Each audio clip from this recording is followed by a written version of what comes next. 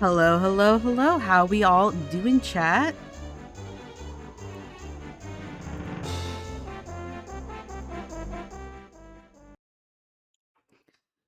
How's everybody doing today? How was everybody's week? And is everybody looking forward to Christmas next week?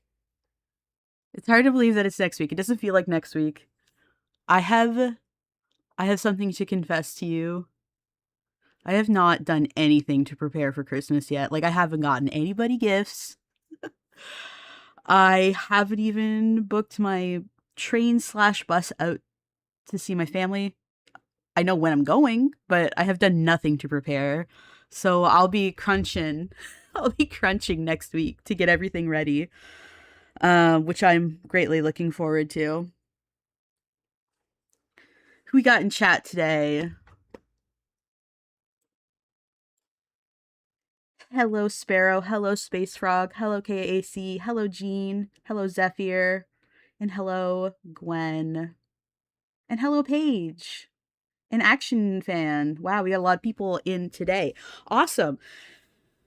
So today we're going to be talking about the spill out of fandom culture.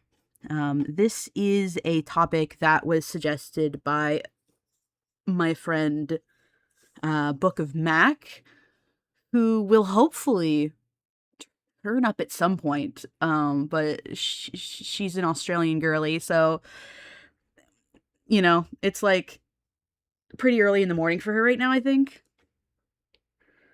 Well, we've got another Australian in the chat. They're up, so like if Mac's not up by now, that's her fault.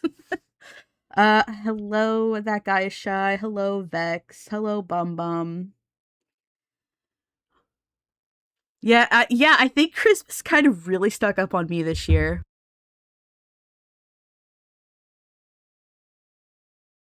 7 a.m. on a Sunday for her. Well, I warned her that it was coming, so I'm sure she'll be around at some point.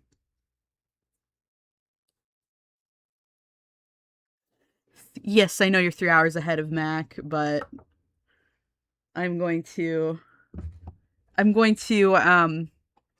generalize very very Western Hemisphere centric of me, I know. All right. I think I want to move chat in front of the Christmas lights. There we go. That's a little bit easier. Yeah, I know. This stream is pretty Western Australia phobic. I know. That's just how I roll.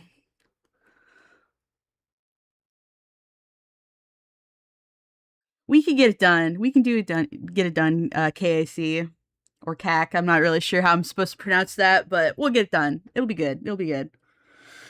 Okay, so if you've never been to an Inferno episode before, and if you haven't, welcome.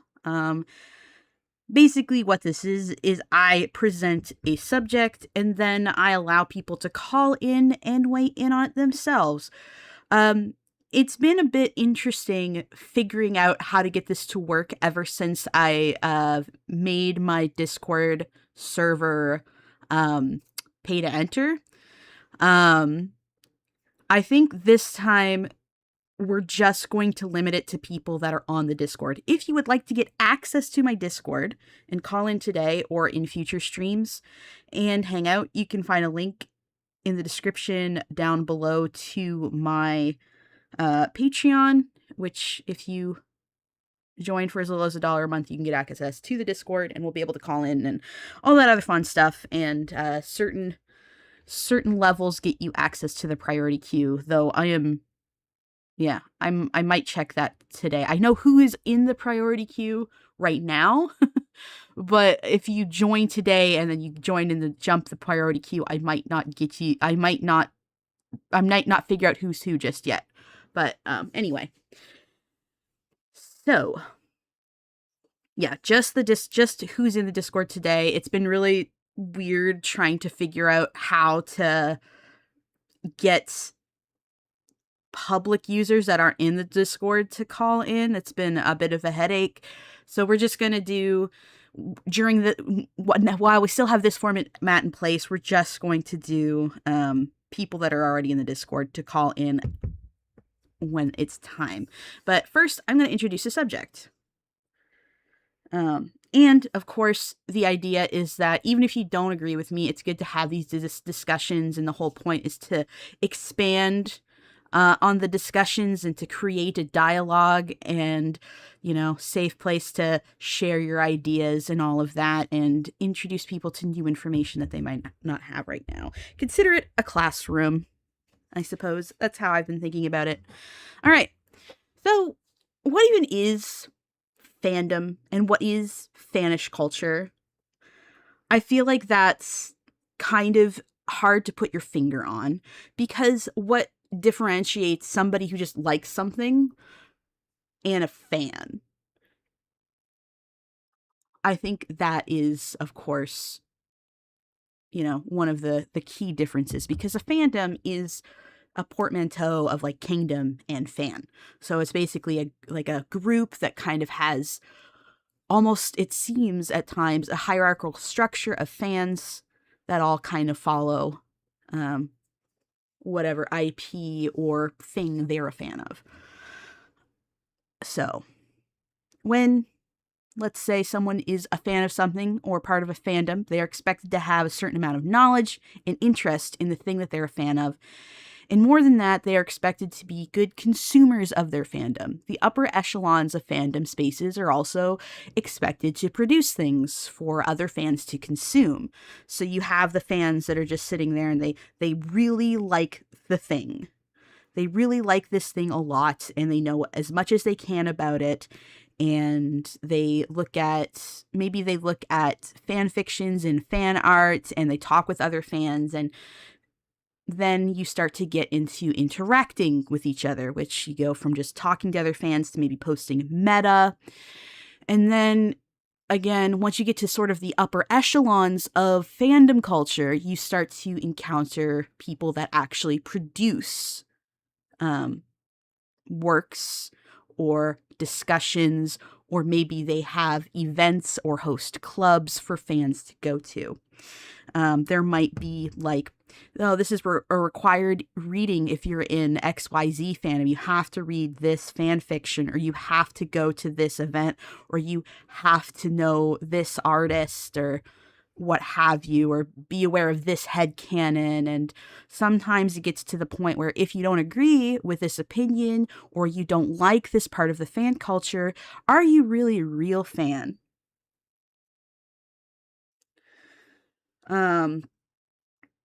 So that's all well and good. It can be a bit frustrating, I think, if you simply like a thing and you encounter a fandom and there is this sort of inherent exclusionary behavior towards you because you're not in the fandom. Or you'll have sometimes people will say, well, I like this thing, but I'm not in the fandom, as sort of a smug, I'm not like other girls, actually. I'm just a regular enjoyer.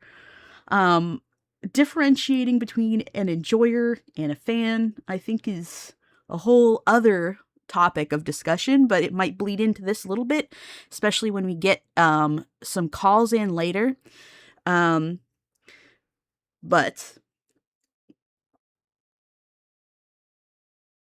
yeah. All right, I'm going to read a couple of comments. Fandoms are just a group of fans that are passionate for an IP, but most people forget what subjective opinions are when it comes to fans. Let's say My Hero Academia or MLP or Sonic. Oh my god, the Brony fandom is such an interesting discussion when it comes to all of this. And I always saw it from the outside. I really liked My Little Pony even before Friendship is Magic, because I got really into like toy customization when I was a teenager. And there was a thing in the 2000s of people customizing like little My Little Pony figurines from like Gen 1 and 2 and 3. I don't think Gen 3 wasn't really liked because they had really weird bodies, but Gen 1 and 2 ponies were really popular to customize.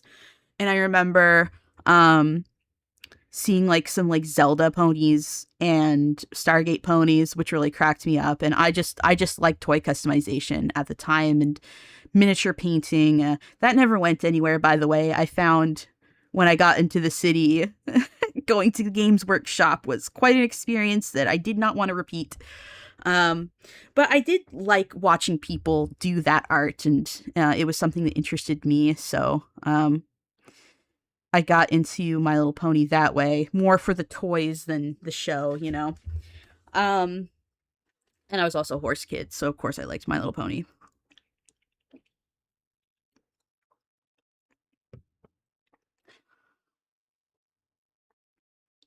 But when we're on the subject of how this sort of fannish culture influences other aspects of our lives, I'm going to take you on a bit of a journey. And I think once I start talking about it, if you're confused about what this conversation is about, once I put it into perspective with this example, I think you'll really understand where I'm coming from and where we're going with this discussion. And of course, later on when you call in, if you want to take it in a different direction, that's great. But this is just the direction that I'm going to go into. And we're going to kind of break down um, this piece of fandom, and I think after that we're going to see a bit of a trend. Let me just pull up une image. All right. So, who is familiar with RuPaul's Drag Race? Probably at this point, everyone here. I think everybody has heard, even if they haven't watched, you've probably heard about RuPaul's Drag Race.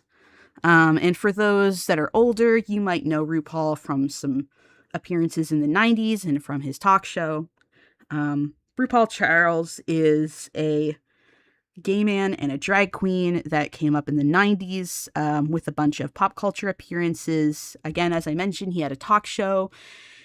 And then in the early to mid 2000s, like he was friends with everybody, like Ellen, like Oprah Winfrey. He was on a bunch of shows. Like he was a big deal in the 90s. And then he went on in the I think it was the mid 2000s, maybe mid to late 2000s. He started a show called RuPaul's Drag Race. And this was not on broadcasting television, really. Well, not mainstream broadcasting television. Like it was a very small channel, and you basically needed a specific subscription to a cable package that not a lot of people had. And it was really low budget at the start for the first 3-ish seasons, I would say. I started watching it in season 4 myself because and I actually found out about it due to me being a fan of a drag queen that went on to go on Drag Race, named Willem Belli, who was also like a pop culture drag queen that had a YouTube channel, and that's how I found out about Drag Race myself. And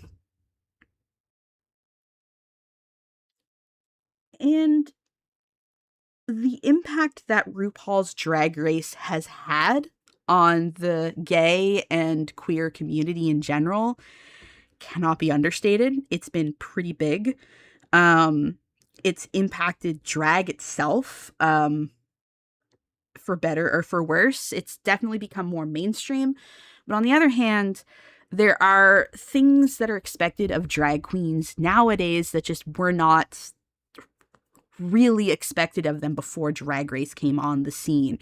And if you've ever gone to local drag events, or if you go to drag events during Pride, you'll often find that, especially if you live in North America, even in small cities like my own, a Ru girl will be in attendance, and that'll be a big draw for people. And oftentimes the drag queens from RuPaul's Drag Race get paid more. And it can be a bit of a pain for local drag queens who get frustrated with people that are there not for a drag event, but for the RuPaul girls, and they don't know how to behave at drag events. They don't know that you should really tip your drag queen, and that's how they make their money. Yeah. So as somebody that has interacted with drag culture for a very long time and has spoken to these girls, I know it gets really frustrating for them. But you kind of have to put up with it because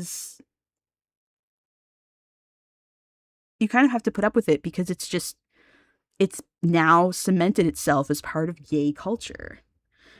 I'm going to answer some questions.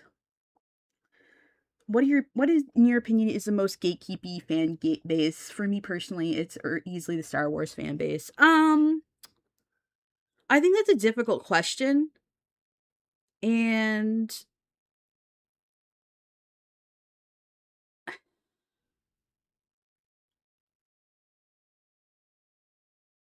I think the problem is that usually in really gatekeepy fan bases like Star Wars, the thing is that what ends up happening necessarily, because of how elitist, I'm going to be honest, how elitist male fans can get, there often ends up becoming two fan bases. You have like the cishet dudes, and maybe there's a couple cishet women, and like if you really prove yourself, like other people in there.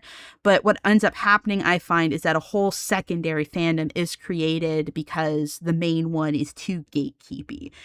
And then what often happens is that fandom ends up being more popular, more welcoming, and then the people that were gatekeeping in the initial fandom are like, hey, wait a minute.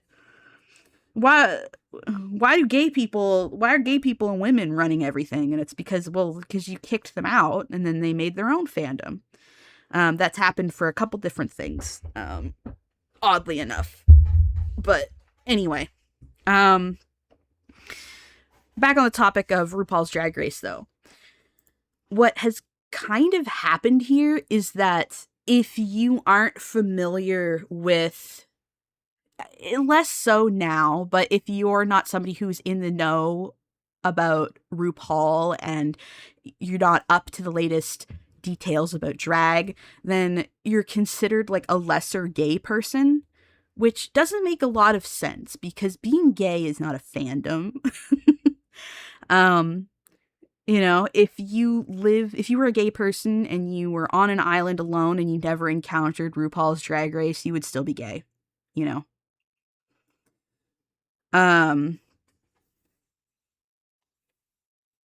But yes. Yay, Book of Mac woke up. Amazing, excellent. So she will be able to weigh in on this later. Perfect. Okay. But I think that RuPaul's Drag Race is a very interesting example of how the fan culture in RuPaul's Drag Race went on to directly influence gay culture and how we think about large aspects of gay culture and pride events. And it's been very interesting to watch as someone that's been going to pride parades. Oh my God, let me do some math. I've been going to pride events since I was like 12. So that was 2004. And hold on, let me just double check something.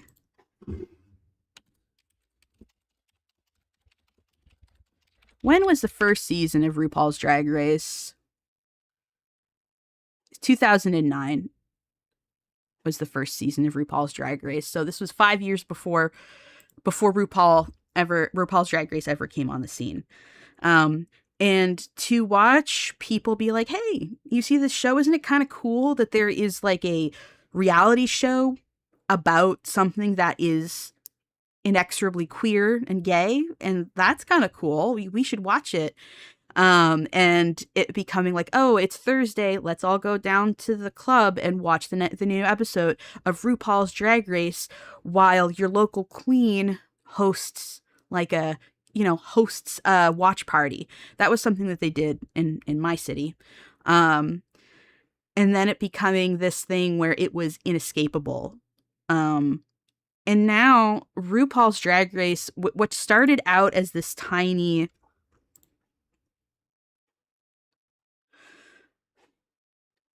Yeah, let's go... Because it has expanded. There's so many... It's like a whole franchise. You've got a bunch of spin-off shows. You've got RuPaul's Drag U, which is like a how to do drag. You've got RuPaul's Drag Race All-Stars, which is like contestants from past seasons come back, like the best from past seasons come back to compete. You've got RuPaul's Secret Celebrity Drag Race, which I'm not familiar with, but I guess it's like a celebrity is doing the drag and you don't know who it is. You've got RuPaul's Drag Race Global All-Stars, which is a big crossover event from all the international drag races. And then you've got Untucked, which is basically interviews while they're behind the scenes. You've got Drag Race Down Under, UK versus the World. Like, you've got Drag Race Canada. Let me see. I don't think I'm going to find a list of but you have so many spin-offs and it's become this huge empire and it's this big thing. Like, I stopped watching, like, I think season 11, I was just like, there's too much. There is 18. Oh, that's crazy. No, I guess there's 17. 18 is next season, but there's 17 main seasons of Drag Race, and then there's all the other ones, and it's become it's become way too much. Um and then you have like a bunch of people on YouTube that they was like, oh, we have like a talk show where we talk to ex drag contestants, and it's yeah, it's huge. It's huge at this point. Um to the point that how is one person supposed to keep up with it all? But there are people that do that. Um which is fascinating, I think. Um so let's step back from Drag Race for just a moment. For just a moment, let's step back for a second. So if you think about the kind of fannish behavior that has gone on to influence how queer people have identified themselves post Drag Race, but also not just Drag Race. There's a bunch of other little pieces of pop culture, like Paris is Burning, and like even things as innocuous as American Horror Story, or like think of any shows like this is the show that lesbians are supposed to watch. What do you mean you've never watched Knives Out or like or what have you? It's not enough to be gay or trans or what have you. You also have to be intimately familiar with XYZ and display the behaviors of ABC, you know?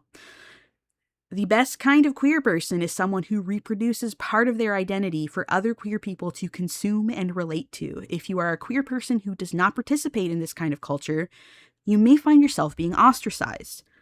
So it goes from you have to be in the know about RuPaul's Drag Race to be like, the best kind of gay person is someone who makes stuff to be consumed by other gay people. And if you're not doing that, or if it isn't your goal to do that, maybe you're not a real gay person.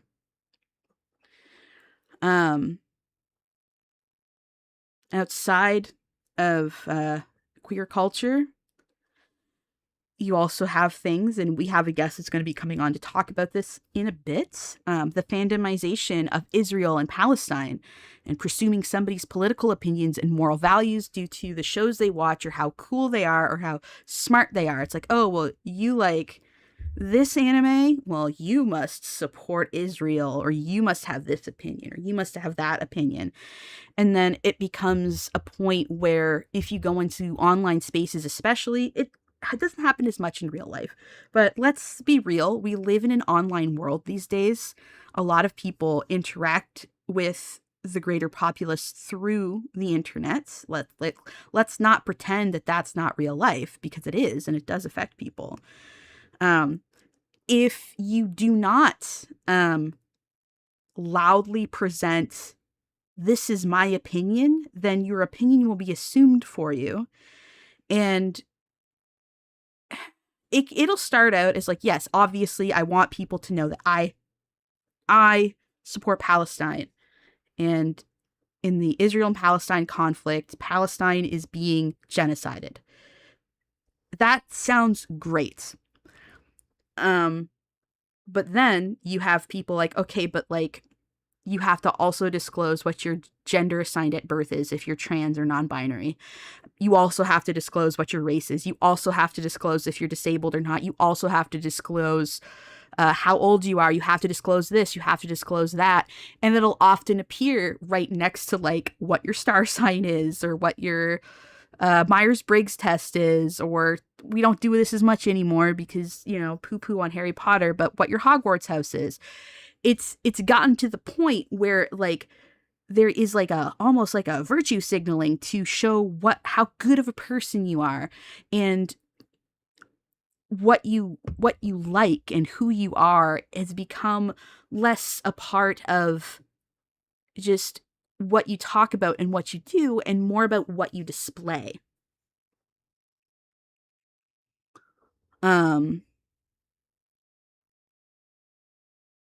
Yes, then you have people that have forced the author of Love, Simon to out herself as bi, a book about, about a gay main character, and people were saying it's like, oh, well, she's just like this Fujoshi. She just is fetishizing gay men, and it's like, well, and she had to out herself, or face like big backlash. It was not enough that she was writing a book; she had to play some idpol too, which I have found. Idpol which is short for identity politics, is a complicated topic.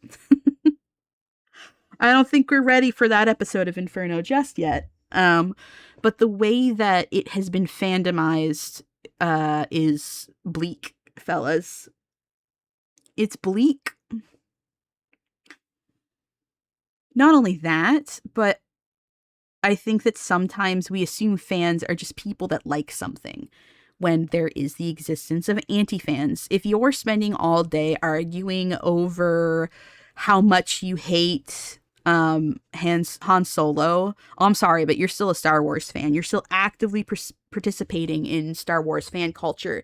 Even if you don't like it, you're still participating, you know? And how these little fights on the internet between anti-fans have bled out into, well, first you had the whole anti-movement to begin with, people that self-identified as antis, which came about after Hannibal, of all things, the one starring Mads Mikkelsen. Anti actually comes from anti-hanagram, which those guys must really be eating some humble pie now, because it turned out to be canon all along. But you were considered if you were pro hanagram, that you were considered this vile person that didn't really understand the show. And that's a reflection of the term shippers, which actually comes from X-Files, as it turns out. You had the no Romos and you had the shippers. The shippers were people that shipped Scully and Mully. Wow. Huh. Scully and Mulder, the two main characters, were the shippers, and the no Romos were the ones that said, oh, it's not going to happen. And then again, of course, that one also turned out to be canon.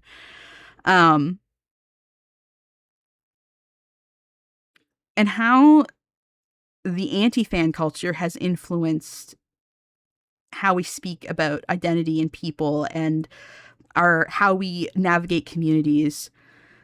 There's three main things that I want to talk about here. First, you have lolcow culture, which is just watching someone you don't like very closely and documenting everything every time they breathe wrong. Now, I think there's something to be said about if you're someone that has, a presence on the internet, you are not just a regular guy, you are an influencer. You're might be smaller than some celebrities or politicians or whatever, but you are somebody that you have a significant amount of power and you can influence a lot of people at once. So, it's a gray area, but if it's your hobby and if it's everything, this person posted this picture of this one character. I wonder what that could mean. Isn't that cringe? Which gets into a topic that we've spoken about on this channel before, called bitch eating crackers. I'm not the first person to talk about bitch eating crackers, but it's basically when you hate someone so much that it doesn't matter what they do, it's considered a negative. It's like, look at that bitch eating her crackers, bitch eating crackers. And then you've got, I think, the upgrade from that, because I think there's lolcow culture and then there's bitch eating crackers, and then at the final stage you have this theorizing. aka bitch eating hypothetical crackers, which is, I think I can kind of understand the lolcow culture, how you can accidentally get into like, this person's dangerous, we need to pay attention because they're hurting people, and then they keep lying and getting away with it. And how that can become, I'm documenting everything that they're doing because, like, who knows? I feel like I'm getting gaslit all the time because everybody's lying about what this person did. I can understand how lolcow culture can start from something. Not always. Sometimes people just want to be internet bullies, but sometimes it can start from a place of wanting to make sure the truth is preserved, and that I can respect. The bitch eating crackers, on the other hand, we're starting to get a little bit in the weeds with that, I think. And I do think that this comes from anti-fandom culture. And I'm not just saying people that dislike fandom, I mean people that are in fandom that are antis of the thing that they're in the fandom of. I think there's like a lot of bleed over. And I think a part of that comes from not being able to separate. Oh, hold on a second. I did not silence my phone because I'm a professional. I will do that now. There we go. Sorry about that.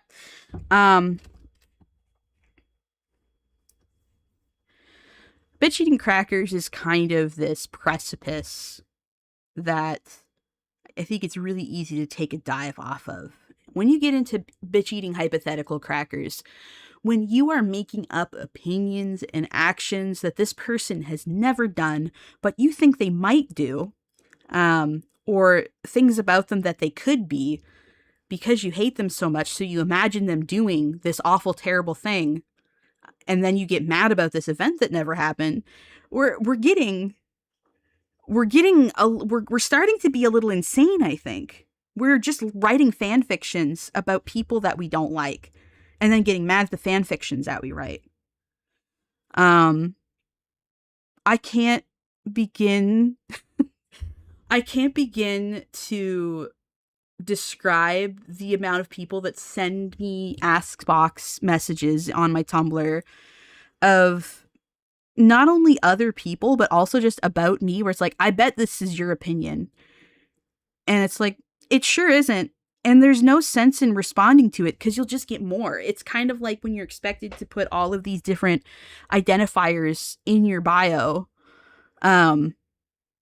It'll never be enough. So you just kind of got to ignore it. But somebody's like, oh, I bet you support Israel. I bet you like this. I bet you like that. I bet you're like this. And I bet you think these kind of people suck. And it's like, I've never said these things. Or this person that you're complaining to me about has never said these things. You're making up a story in your head to be mad at. Yeah, real people headcanons. It gets, you're kind of insane if you start doing that, I think. But yeah.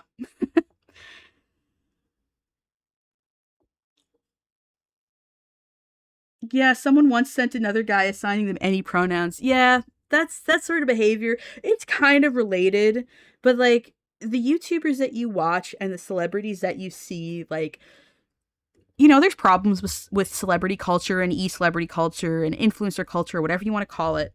But like, YouTubers are real people, celebrities are real people.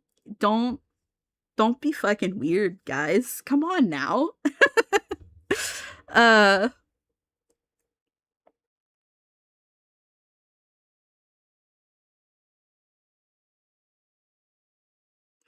Yeah, you have people shipping YouTubers too. Yeah, but it all comes from the same thing of you're treating other parts of the world like community and identity and politics the same way that you treat fandom.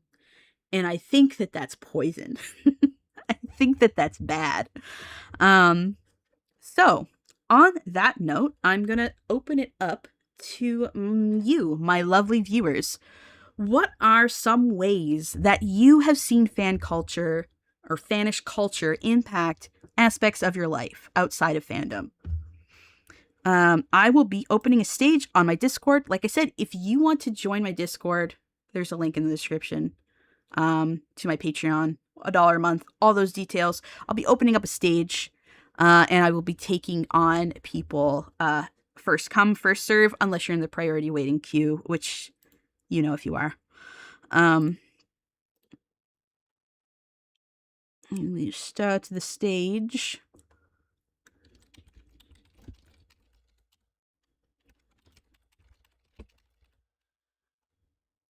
Bam. We've already got somebody in the audience. Lovely.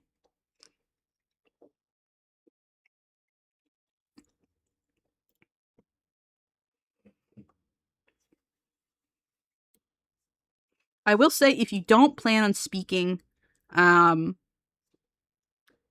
watch on YouTube.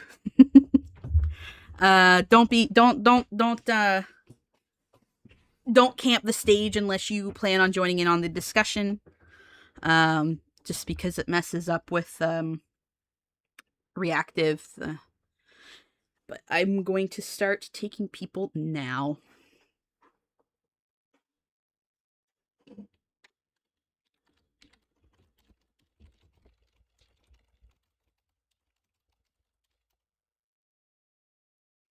All right. Hello. Hello. Can you introduce yourself? I am Sparrow. Hello, And Sparrow. you know me from the Discord. Yeah, you're one of my lovely mods, been around for a while. Can you tell us what you would like to talk about today? We're talking about the awful fandomization of the genocide in Palestine. Because people do that now, apparently. Yeah, we're taking a big swing, big topic going in. Big swing. I am swinging at them hornet's nest. All right, let's hear it. Okay. So starting, people I have noticed, like explicitly saw, people comparing things to quote unquote the Israel of ships. Because the ship, they don't like it. Or say something like Israel GPD or something like that.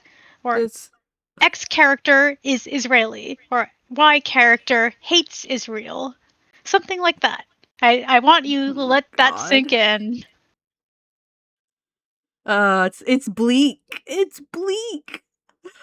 Okay. Okay, I have notes because Perfect. I want to say this with all the grace I could muster because this is a sensitive topic and I do not want to fumble. That's a good plan. I always use notes. I know it looks like I'm just so eloquent and pulling all of this out of my You're ass, turbo but smart. You're turbo yeah. smart. No, I always have You're notes. big brains. Aw. Okay. When someone says like compares a fictional character to Israel or supports like that character supports Israel or Y character supports Palestine, it's not critically engaging with the source material. Just throwing an active genocide into the mist where the discussion is not meant to happen with fandom. It's meshing politics with fandom. Yes.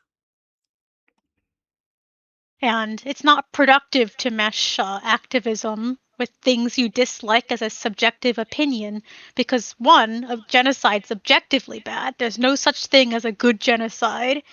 And I can't believe I have to say that, but You know what's something is that I have noticed what? is when kind of related, and I don't think we want to get too into it, but like when people are like, that's kind of white of you, like you're being very white right now. I didn't Oh, realize. Yeah, people have told that to me. I'm not what white. does white look like? what does person of color look like? What does a behavior? Why are you assigning an ethnicity It's to a behavior? it's like the gatekeeping that you see in fandoms being assigned to like race or sexuality or gender.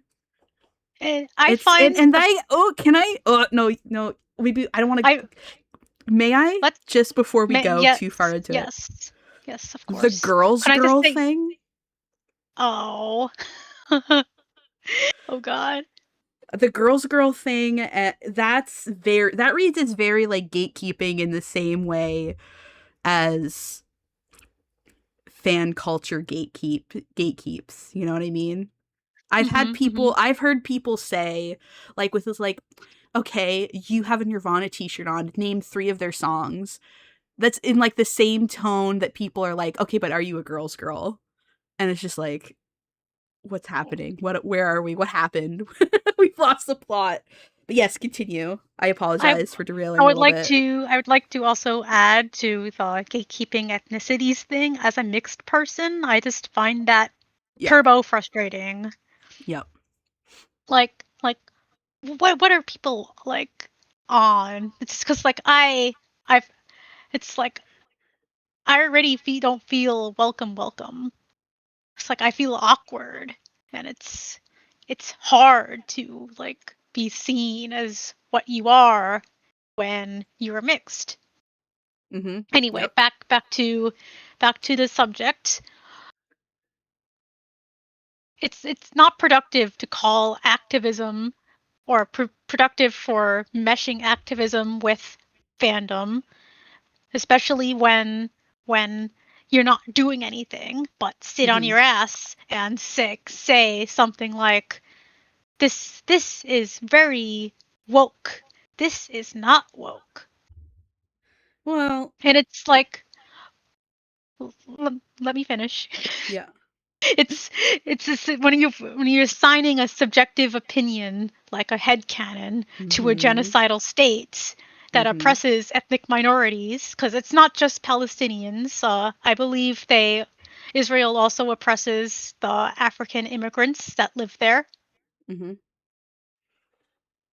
and that is also awful.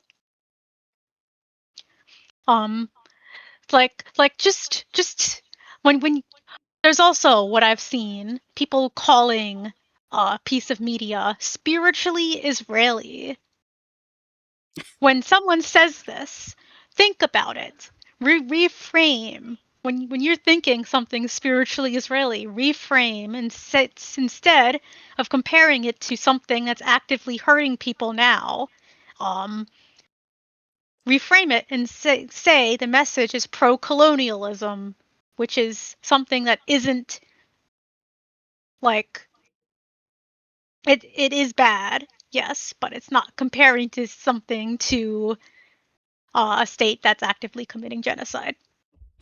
There's also like I find that people will do this thing where Hmm. they're like Pearl Steven Universe is basically an Israeli, and then it'll put people in this moral quandary to be like, if you like Pearl Steven Universe, you're basically in support of genocide against Palestinians, and it's like, whoa, um, you know what I mean? I've Hmm. seen that quite a bit as well, which is insane. Now let's go to Blast from the Past 2016 Oh also, boy. because 2016 also happened. This happened.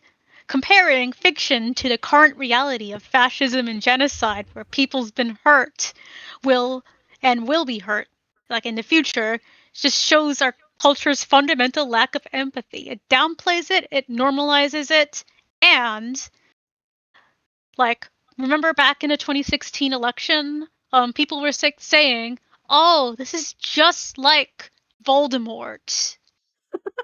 Trump is Voldemort. Living human being who is dangerous is Voldemort, a fictional character who cannot reach to the screen or cannot reach to the pages and kill you. This they are comparing this man to a fictional character. Yeah. I think it's because those fictional characters also, in a lot of ways, become so real to them. I think that's part of it, but it's still just it's deeply It's insane. Sorry to be, it's sorry dissonance. sorry to It's whip out that insane. word. Nah. I am certifiably like clinically insane, and I'm just like saying, yeah, call these bitches insane because like what the fuck? Yeah.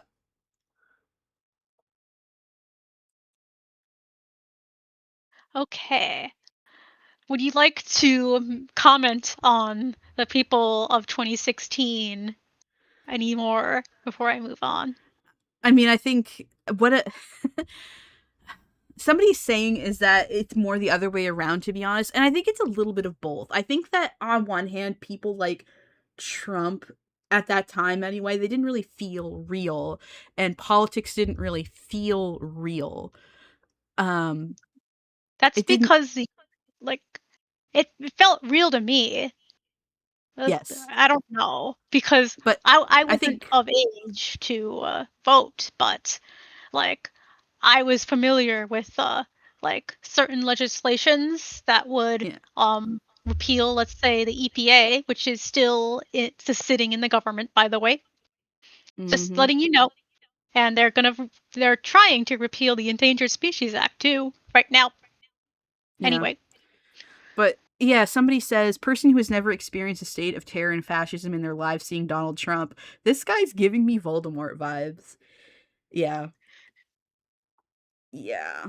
If you're so neck deep in fandom culture and then this big horrible evil man becomes a huge presence in your life and you have nothing else to compare it to but fiction, which has again become very real about it because you're in a fandom and it's everything to you.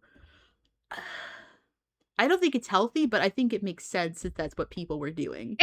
it makes sense, but it's not a healthy relationship with fiction. Yep. Yep. Or real life for that matter. Mm-hmm. It's not a healthy relationship with anything, to be honest. It's just it's stemming from the lack of one media literacy, two the lack of healthy therapy outlets like Hmm.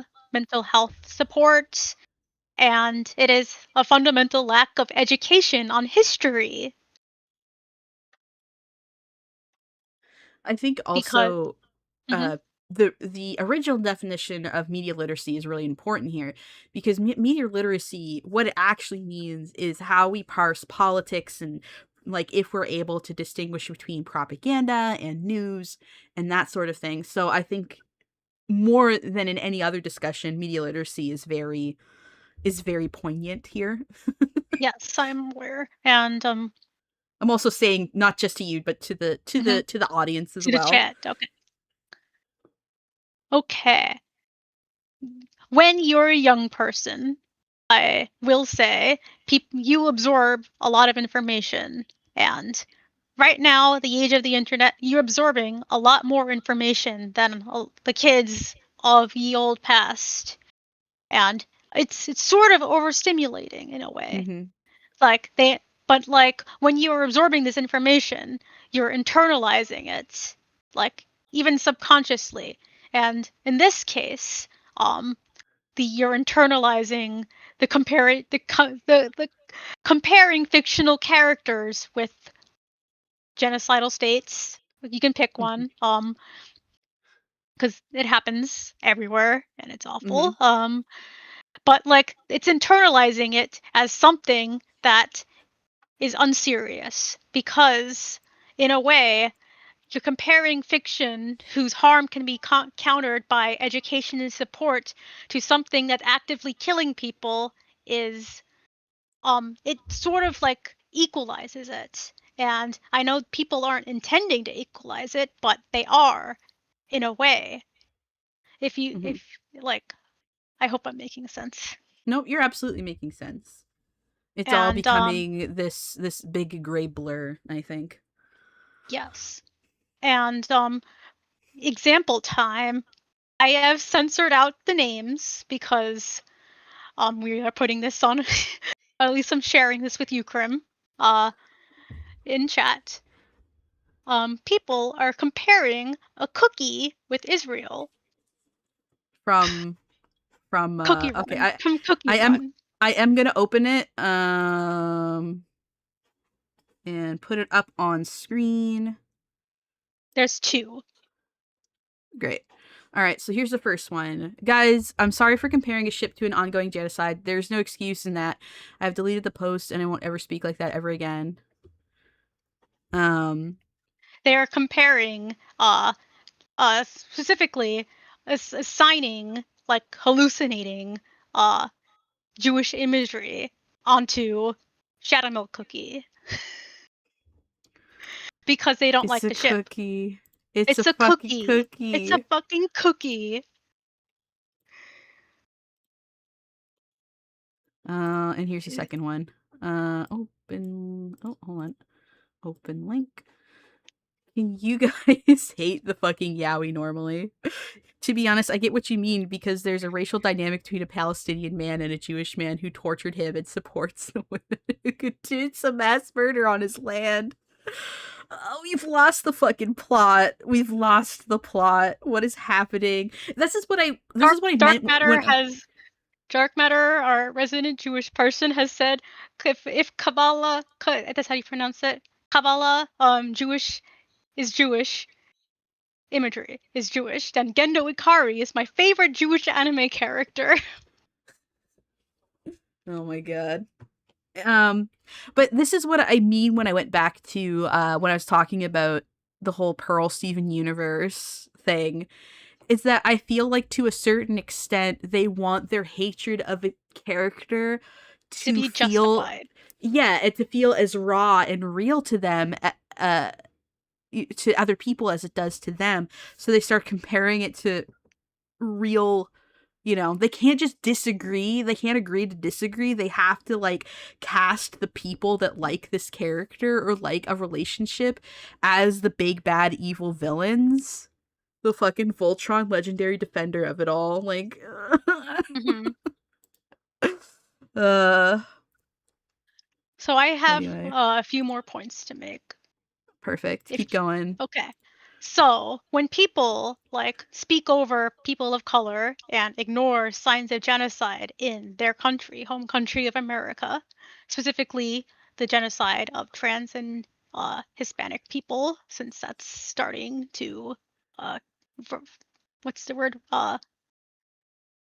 Starting to roll down the hill. Basically, Mm-hmm. it's starting, and it's likely not going to stop. No. While they uh, think they're being perfectly moral by reblogging fundraisers without thought and just ignoring active signs of genocide against Mm-hmm. the Hispanic people for ICE and trans people by censorship, erasure, and eventual genocide. Um, Censorship and erasure is the start of genocide, Mm-hmm. and and that's what the Nazis did, and that's what um That's America's what. doing now. Yep. It all starts with book burning, basically, and it's like my words to a lot of people, a lot of young people who don't know what to do, and including 20 somethings who are unemployed, I guess. Reframe your energy to somewhere that can actually help. Mm. Because like fandoms have done good things. A lot of Zines, for example, are fundraisers. And they have collaborated and helped, like by poisoning hotlines meant to report immigrants, for example. Like I believe there was this very funny incident of BTS spamming uh like hotlines against in Ice. ice with fan cams, which is very funny. Um, yeah, And I mean, I definitely recommend. The thing is that on that note, the best thing that you could do and the most good that you can do is often in your local community. I mhm, personally suggest reaching out to local charities and like I have that grassroots written down. movements. Yeah, you have your own. I've donated to charity this year. I went to a charity event this year and I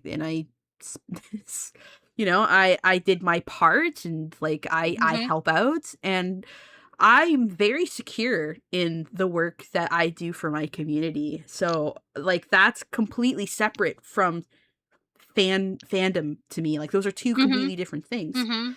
If I might plug something for just a second, Of uh, course. speaking of which, tomorrow on friend of the channel Anthony Gramulia's YouTube channel, we're doing a charity event. We're going to have a lot of cool guests and we're raising money for St. Jude's Children's Hospital. So, um, Aw, it's very yeah. nice. Yeah. So, you know, you guys should check that out tomorrow. That's why we're doing the Inferno today instead of tomorrow. So that, I'm going to be a part of that. And you guys should all come by and hang out and maybe send some super chats and do some donations as well. But anyway, Like like, when you are doing activism, like, there's armchair activism where you just sit on your ass and complain, or like, you don't reblog. do any or reblog. It's like, "Yes, I am so moral. I'm reblogging something." Or And you can go outside, donate to charity, donate to the food kitchen, your local food kitchen, or donate your time because time is money too. You can cook for them. You can you can help give out the foods or help pack the foods. Or if you're a parent, for example, go to the book ban proposals if you're in one of the states where the book bans like are prep happening. Yeah. happening. Like like Reads with Rachel, she does that. And dissent. Say no. Say there's a reason why these books exist. And you have anything to say? No, no, no. Because Keep going. okay, there's a reason why these books exist, and I think censorship is the start of fascism, and any left wing person who is pro censorship is internalizing the fascist propaganda that has seeped into your community and the fascist propaganda that has seeped into culture everywhere, including fundamentalist Christian propaganda. Hmm. Hmm. So Um, mhm. sorry.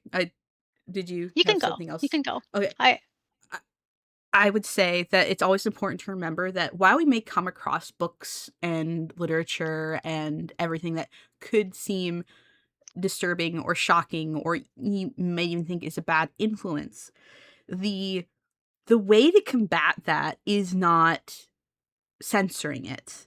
It's education. The reason that there are the reason why there is so much contention between does fiction affect reality or not is because in some cases it absolutely does. You look at things like propaganda, obviously a big influence on reality. Um, the key to that is that you need another influence outside of whatever book or story or movie you're reading or watching or video game that you're playing, to compare. Because if, for example, I have a pet dog and I love my pet dog and he's the best boy in the world and I go and I walk dogs every afternoon and I'm around so many dogs. Yippee, I love dogs. If I read Cujo by Stephen King, I'm probably not going to develop a deep internal fear of dogs. because I know what a dog is. I see dogs all the time, and most people are probably not going to walk out of Cujo by Stephen King afraid of dogs. This it's a story about like a dog that gets rabid and terrorizes a mother and her son. It is a very well written book, but the point is that something as innocuous as that could influence how people feel about an animal if they've never seen it. We saw this with Jaws. Not a lot of people encounter sharks in their day to day lives, but after Jaws was released in the 70s, a lot of people became afraid of sharks and shark killings rose. Um, and it's because people just didn't know any better. So if you encounter a book saying something about a country or a people that is really racist, and you don't know any of those people from those country, you might be influenced to think some racist things. But if you tie that into an education from a person who knows what they're talking about and exposes you to that culture in a positive way, you are far less likely to walk away from that experience with a negative bias. So we I need to be educating people more, not censoring the information they have access to. mhm. And I would like to make a comparison to how insensitive it is to fandomize actual tragedies, including Hmm. genocide. Imagine Sure. saying to a person whose family member died of cancer or a loved one died of cancer, like my family member myself. Oh, this is just like The Fault in Our Stars, because that's about it. That was actually a big problem when The Fault in Our Stars was out. Yes, I Uh, know. That's why I said it. It, it didn't happen to me, thank God. But like, it's just fandomizing something takes accountability of from the perpetrators of the harm, and because like most of the time fiction echoes reality, like it shows what the author is thinking, what they feel. mhm. Often it's written in the culture of the times, but like comparing fiction to a reality that's actively hurting people is insensitive. It's And disgusting. yes, I would say it's disgusting. I just got a super chat that I'd like to read off. It's interesting you talked about the BTS Army's activism because there's another side to that. Recently, TXT, the BTS's sister group, was having a tour on the US and haters were reporting them to ICE, which is deranged. What That's the fuck? insane! What That's the fuck? insane. What the fuck? Good lord. Same hats, Jinx. Uh, You good owe me good a golly. Coca-Cola. You owe me a Coca-Cola. Okay. Yeah, that song locked me for a second. What Yeah, was your what the fuck? what's your next point? Uh, I have, I'm pretty much done. Yeah. Yeah, but would you like to ask me anything from someone who is seeped in fandom but is normal I despite mean, my diagnosis?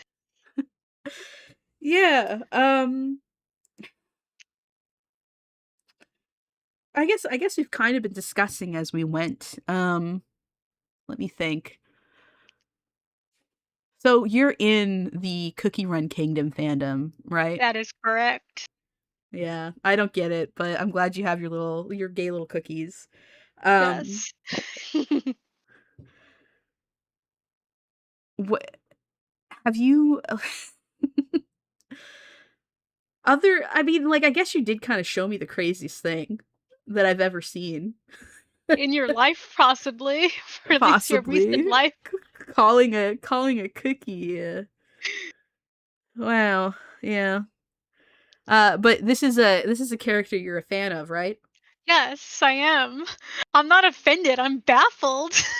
Yeah, that's another thing as well, is like it's like I can feel the poison behind this sometimes. I'm going to tell a story actually that's kind of like in the same Mm-hmm. vein.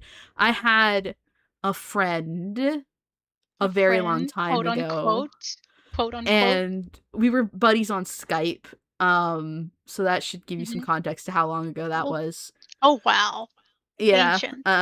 Yeah, which is crazy because my first instant messaging application was actually MSN Messenger. But anyway, we're not going to get uh so I had this friend on Skype, and this was right around when Steven Universe was starting to come out, and she really projected onto Amethyst, which fine, I love Mm-hmm. Amethyst, I love but amethyst too.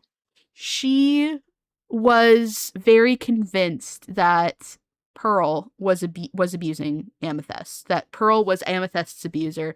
I think this was actually, I think we had seen, I think that she had been making her opinions on Pearl known for quite a while. Um, but when the kindergarten episode came out, when it was revealed where Amethyst came from, which was like a hole in the ground, and all of that, she got even more agitated about it. And Mm-hmm. I guess I was kind of in the Steven Universe fandom. Like I drew like fan art, and like I liked it a lot, and I had Mm-hmm. been watching it from the beginning, but I didn't really participate in those spaces where people were having these discussions other than with her, because she really, really hated people that liked Pearl. And like I don't know if Pearl's my favorite, but I like Pearl. I like her songs. I think she's an interesting character. And she's like, she's literally abused her. She's just like the person that abused me. And it's just like I I don't know what to say to that. And puts this huge moral weight on you for liking a fictional character. And it Mm-hmm. gets really uncomfortable really fast. You know what I mean? Um Yes. like there's nothing that you can do to these people. It's like you basically just have to stop talking about the things you like.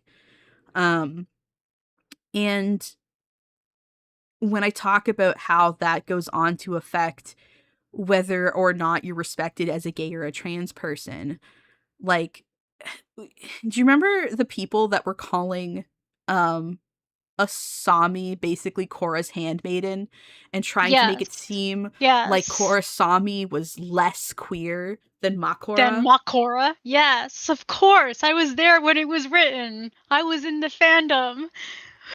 Also, happy Yeah. anniversary from yesterday for Korosami. We're popping up bottles from Makora still. That person's blog is still active. It's crazy. They're still coping. Anyway, mutual at age 15. Friendly reminder that if you ship Lapis Lazuli and Jasper, you're literally as bad as an actual abuser. The same mutual at 25. Been getting into yogurt lately. That's what we call growth. I mean, yogurt Just is good. chill out and get into some yogurt.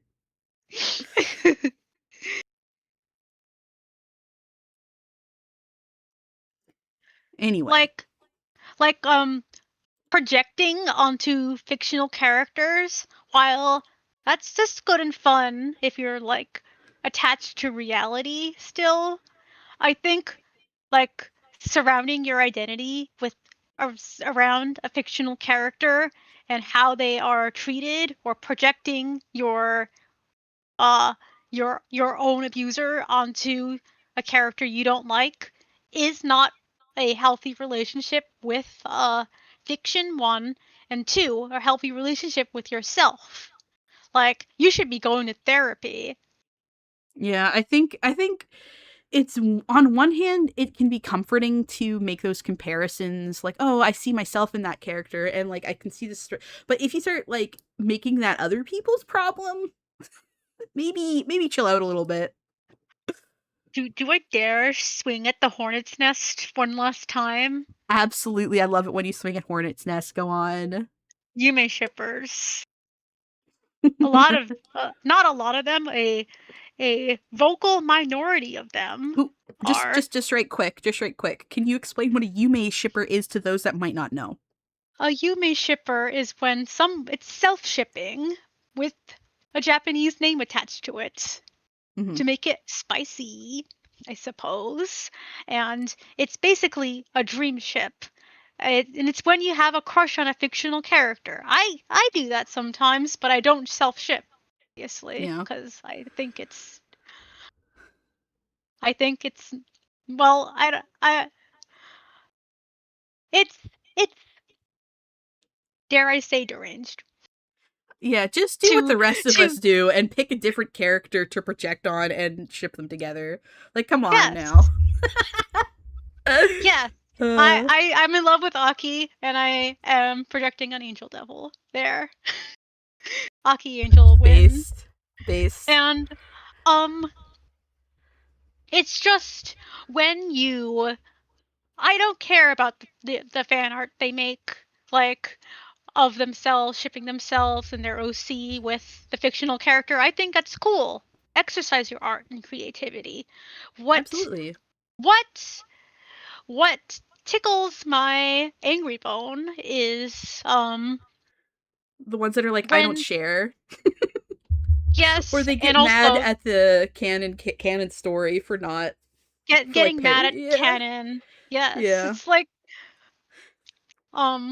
like being a Professor Sycamore Yumi shipper and hating Lysander because people ship Lysander with Sycamore. Well, it's very much like the idol culture that started Mhm. out in Asian countries where like they weren't allowed to date anybody because Mhm. because the fans were obviously projecting a relationship onto the idol, and it would break that fantasy. Okay. Yeah. It all stems from idol culture. Some Cassie Olsh says in K-pop we have the same with the people who can't share biases. Favorite member of a group. And Blinker says, "Oh no, I that's real. I thought people were joking." Some of them do, but it's like it stems from people taking it too seriously. It's like when you're taking fiction too seriously, there is like I get like getting catharsis out of fiction, but like when you're taking it too seriously, it's like there's a fundamental lapse of reality in your life. And as someone who experiences psychosis sometimes, it's just Oh, it absolutely is another form of waifu culture. I mean, look, me and Sparrow both love Angel Devil, and mhm, like very we didn't, gender. but we don't compete over it. I was Yeah. one of the people that was like, Actually, "Hey," actually, let's I fight. was, Let's fight right now. but like I was the one that was like, "Hey, you're gonna like this. Look at this character," Yeah. and I like show, I love sharing like favorite characters with friends. and then you can send them little art pieces, and it's like, but like yeah, it's definitely yeah, it's definitely become quite an issue, and ends up, the way that ends up spilling out onto real relationships and Mhm. friendships and like dynamics and out into the real world gets crazy. Like, oh my goodness. I remember like I was at camp. I worked at a Mhm. summer camp for several summers, and I was just sitting there watching over the kids that didn't want to play soccer or whatever. Like they were like, I don't want to go play with the group. And I'm like, why did you come to summer camp? Okay, whatever. I'll just sit with you and make sure that you don't like run off into the woods. And then Mhm. one of the kids started talking about pro shipping at a Uh, summer camp in the middle of the woods. Is that's their biggest concern? And I'm like, I shut that shit down. I'm like, yeah, we're not talking about that. We're not talking about that right now. Let's like if you're go play a game. That's enough. Oh, it was crazy. And this person, I had them for 2 summers in a row. Um, they were very reclusive and like they didn't Mhm. talk to other people. And I like recognized a lot of their behaviors um from the internet, and it's like it was really hard for me to reach this kid. Eventually I did, and they got to the end of the second summer, which was their last summer with the program, and they realized that they had spent so much time on their own drawing pictures of characters and not interacting with people and thinking that they were better than everybody, They that missed out. yeah, they were like, "Oh shit, I didn't go on the boat, I didn't go kayaking, I like barely participated in anything, and I'm probably never going to get an opportunity like this again." And they got really upset. And it was the last day when they realized that. And Prim, we I'm tried gonna to be make up for honest. it, but it I'm was gonna be yeah. honest. You've told Yeah. me about the ecology of Nova Scotia, and it's salt marshes being super healthy and cool. If I had the opportunity to kayak in the salt marshes and squandered it, I think I'd like self combust. Well, we weren't kayaking in this. We were kayaking in the bay, but like the place that we were in was in one of the salt marshes. And we camped and went on hikes around the That's salt so marshes. cool. So That's so yeah, cool. yeah. But like, can you imagine like you're from the inner city and Mhm. you never get a chance like this, and instead of actually participating, you're so fandom poisoned that you can't interact with people. And it's like, When look, I'm autistic. I get it. I get that you have your mhm. interests. That's fine. And I do my best to engage with people of certain interests and then also get them to try new things. But that's kind of the point of the camp, is to, Mhm. outside of your comfort zone, try something new.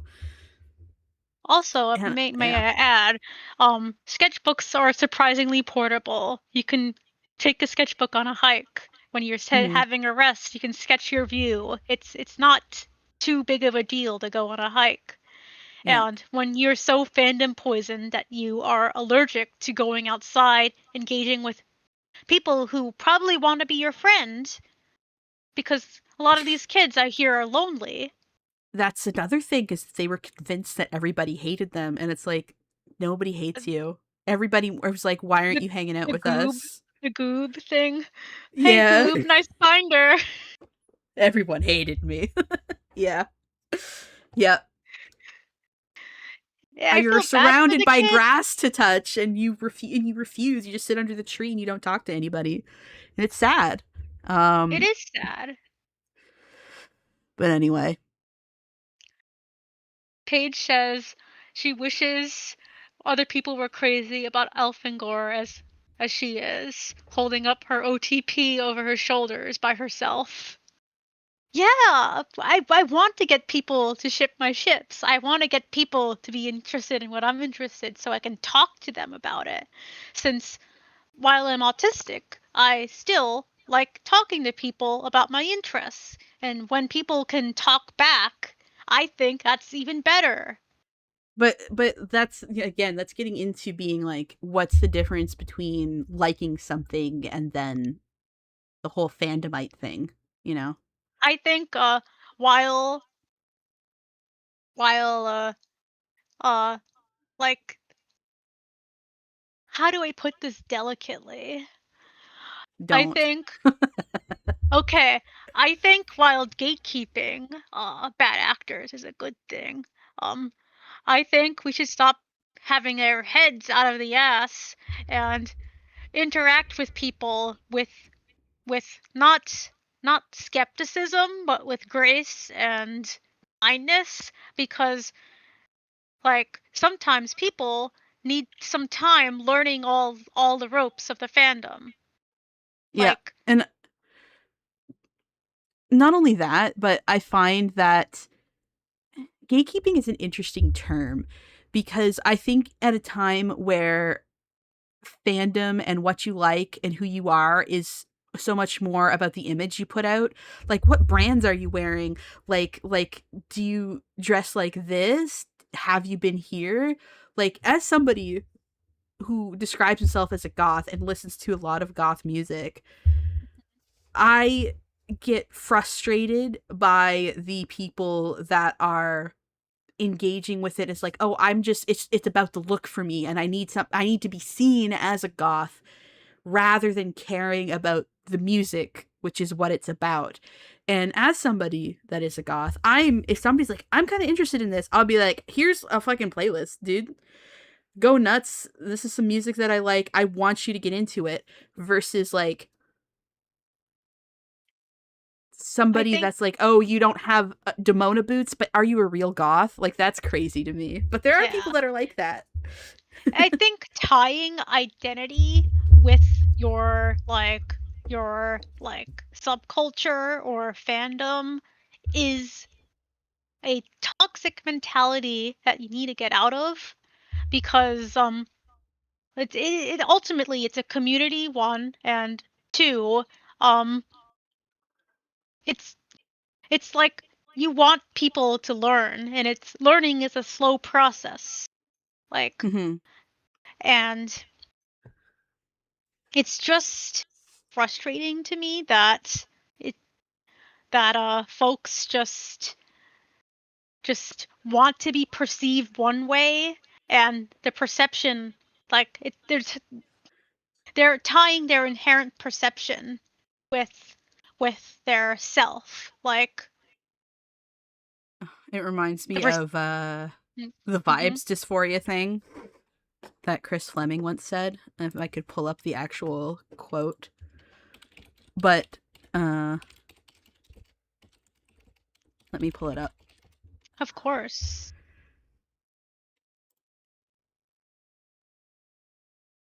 Uh oh. I might have to it might have to be a video. Okay.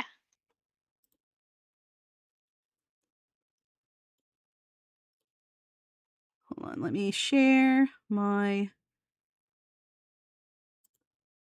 screen. Here we go. Oh, it's not showing audio. Oh, here we go. You know that thing? Anyway. So, yes, you are not a cute little toad in the woods doing your little things and carrying mushrooms. You are, in this instance, a cruel woman who just so happens to be small. And I find that while this is denoting a very specific kind of person, I find that it can be used to describe a lot of instances like this where it's like you are not the thing that you are presenting yourself to be. You're this is the person you are, these are the things that you do, but you're so obsessed with image and being seen as somebody that likes these things that instead of saying I am a good member of the trans community because I support my fellow transgender people, because I have done things materially for them to make them feel a part of a community, to get access to resources that they don't otherwise have, etc., etc. Instead of that being the mark of a good transgender person in 2025, it's whether or not you are listening to certain music or like a certain artist, or you have a really cute persona that looks a certain way and you read a certain book and you say the right things and you have the right opinions. It's become more about that and less about the things that you do materially for the people around you. Um, and I think that has largely come from the way that we have commodified fandom culture and pop culture, if that makes sense. Mm-hmm. I also like when the meshing with moralization and and fan culture. People want to be seen as moral, but they're so entrenched in fandom that they can't get out. Yep. And it's genuinely disturbing in a way. Just watching someone be so, like, against not just going outside, but like talking with a neighbor, like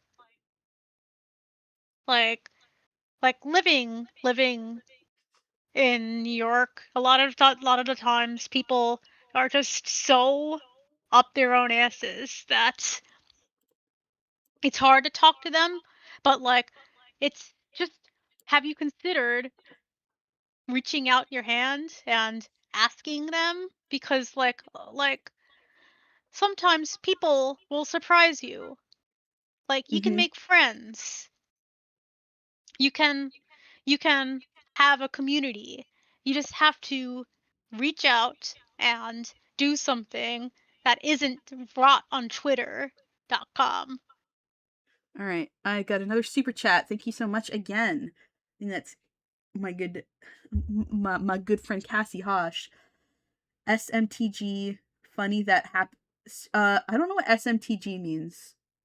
Anyway, funny that happens in the K-pop fandom is people something that funny that happens in the K-pop fandom is people that fight on Twitter, then go to concerts, events, and they have a fun time with said people unknowingly, and then go follow each other on Twitter and discover they have been blocked. That's crazy. All right. Now, was there anything else that you wanted to talk about, Sparrow? We've kind of been yapping for a Um, while. we have. I think I'm gonna let Mac take the reins since she has been so patiently waiting. Yes. All right. Well, thank you so much. Do you have like any projects that you're working on or Hmm. channel? It's like a channel or a blog to that you want to plug? Yes, I have Patreon for my video game I'm developing, and I also have a Ko-fi. If you want to link those in chat, feel free. Like in the YouTube chat, feel free. Okay. I do commissions. One sec. Uh, no problem, Mac. I think you're gonna be very insightful too. Let me I'll let you link do my that, and Ko-fi. I'll let you go and let you do that while I'm getting ready Okay. for the next one. Bye bye. Bye.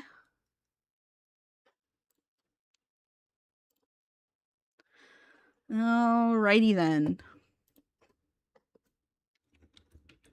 But please go follow Sparrow in the links they're providing in chat right now. Um,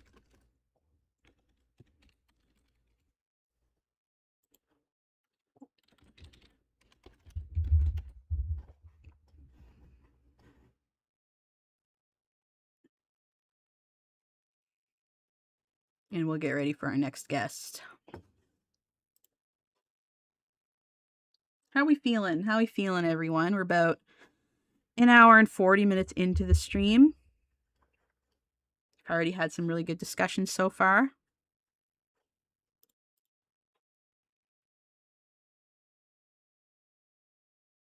Yes, there's their Ko-Fi and their Patreon. And make sure to check out my Patreon and my Ko-Fi too if you like what I'm doing.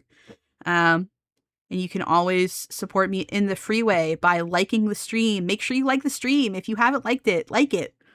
Um, and make sure you're subscribed. And if you want, you can hit the little notification bell, all those YouTube things.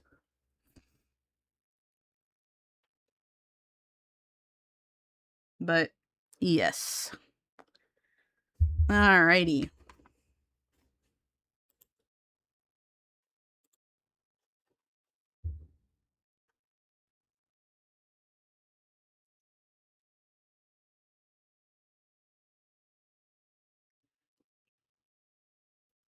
Hello, hello.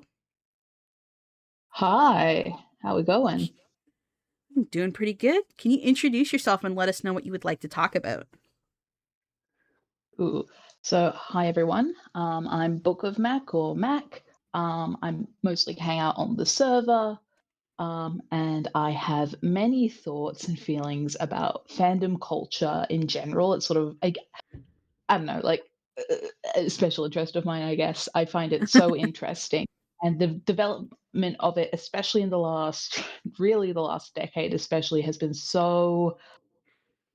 There's been so much going on. Yeah, And there has. Yeah, and it's been so rapid, and I think that's sort of what I want to talk about, the fandom history perspective of this, or bring some historic context into why fannish behavior has been spreading into more mainstream uh, positions in society. I'm not. When did you Um, arrive, by the way? arrive as in like got into fandom. No, the stream. Oh, I got in about 20 minutes in. I saw that you mentioned me based on the chat because I back read that, but I was like, I don't really have time to back listen. Yeah, because If I you want to do mentioned a I ended up TLDR, I guess. I mentioned RuPaul's Drag Race and its impact on the Yeah, wider gay I was listening to culture. that. Yeah. Okay. Good. Good. Okay. Yeah. So I sort of wanted to. Where did I want to start? I have notes, but they're not necessarily in order. That's all I right. guess I'll start with like my post that I made on Tumblr, inspired by nothing in particular. Um, that was about how I think it is worth defining fandom as being about passion rather than about like love, Mm-hmm. inspired by a previous, like, I'm going to use the term art object because like it's I think you kind of need to be a little bit academic in this discussion because you can be a fan of anything nowadays. It's not just TVs, books, and movies. Like, like to quote Gil Tumblr post, man, the bathroom fandom's really going hard, eh? So, like fandom is about passion that sort of incites you to do other actions. Be it make fan art, make meta, post a tweet about it, um, to start organizing, which I think is a really big part of where we currently are, like fandom as a way to organize, Mm-hmm. all that kind of stuff, right? And to act as if any of that is inspired by more malicious intent isn't fandom is, it's no true Scotsman, which I believe you talked about before I got on. And to um, Yeah, and part of that, at least for me, is inspired by like an old interview that I think Hugh Laurie did before, I want to say, Tomorrowland came out. He was at like a convention and he was like, "Wow, the opposite of love isn't hate; it's apathy." And that Mm-hmm. sort of stuck with me and sort of is like the inciting incident for this, because right, like fans have so fandom inspires so much passion in community. Oh my god, can you hear my dog? Sorry. No, you're good. She walked You're outside good. my door. Okay, cool. Sorry, I was just a bit surprised by it. She can probably just hear me through the door. Um, back on topic. Uh, sorry, she's watching outside my door. Lily, please, shush. Go and annoy our parents. Okay, sorry. On topic. Um, and so yeah, fandom inspires passion, and I think that helps us then like figure out like, oh, okay, like this incredibly wide array of actions are fannish. For example, like petitions to bring back a show, bitching about a creator is a fannish activity, right? Be it from, especially it like bitching about the powers that be in a given fandom is like ages old. People were doing that about Buffy. People were really doing that about Stargate, from what I can tell, like looking into some Mm-hmm. old fandom history. And I think that's carried forth to today. The difference is today that we are all on the same platform. Yes. um, Because back right? Like, then we had yeah, web rings and stuff, and like if I was a Stargate fan, I wouldn't be really interacting with like the Harry Potter fandom necessarily. exactly. And most likely you wouldn't be interacting with the writers unless they came into your space, right? Mm-hmm. Nowadays, we are all on the same space. Tom Nicholas, I believe, has a video about political debate and why it's sort of dying as, I guess, an art form. But in that video, he talks about this thing called context collapse, which is a process in which everything on social media, especially our big social media now, has the same weight interpersonally, and people act out in weird ways on social media. It's why, the most random people on earth feel the need to have a statement about everything when realistically they don't have to. But it also means that say an original work creator their posts are going to have the same material weight on the platform as a fan's are, which leads to the conflicts there. I'm trying to think of a good example. Um, I think I had some. Um, what is a good example? Uh, let's say it's more tangential, but the Buddy versus Richard Silken issues that have been happening in the 911 fandom, deeply insane. But people have been like, "Oh, you wrote these poems that we're naming our fix after initially, but like you don't get to have thoughts on it because you're just the original creator." And truly an insane way to treat someone's work. you it does drive me mildly insane as a concept. um because like, at least to me, fandom has always been about lurking and avoiding the interacting with creators as much as possible. um Yes. or like, certainly the original writers, like, you bitch about them behind their back. Yes, Like, I they think don't need that to see was that. yes, but then I think honestly I think there's two people that we really have to blame for Mm, fandoms interacting with writers, and that's J.K. Rowling and Andrew Hussey. mm, I think it started and with them, really. yeah, yeah. And if I may add a third, who I think Uh, was very prolific about it on Tumblr, Neil Gaiman. yes, but like Like, that not was to be too bleak, but later. he was prolific. Th- He was on there for ages, though, but I yeah, understand where you're coming from. I think yeah, but not everybody knew that. It was just his blog. true, true, Dante true, true. Bosco, and a lot of and uh Stephen Colbert has a Tumblr Great. blog, though we don't know what it is, but um I know yeah. Grey Delisle had one back in the day.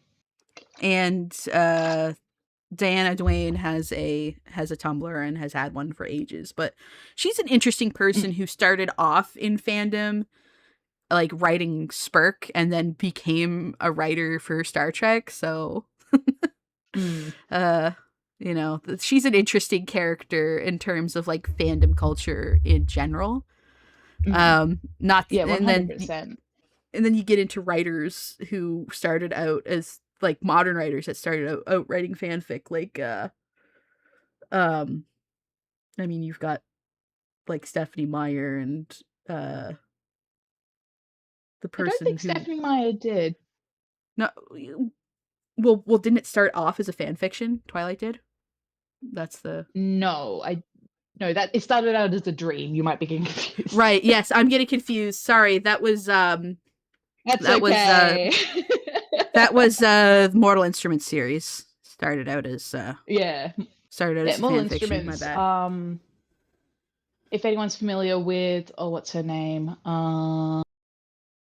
She writes Temeraire, but oh, I'm blanking on her name, which is very frustrating because she's also a founder of AO3.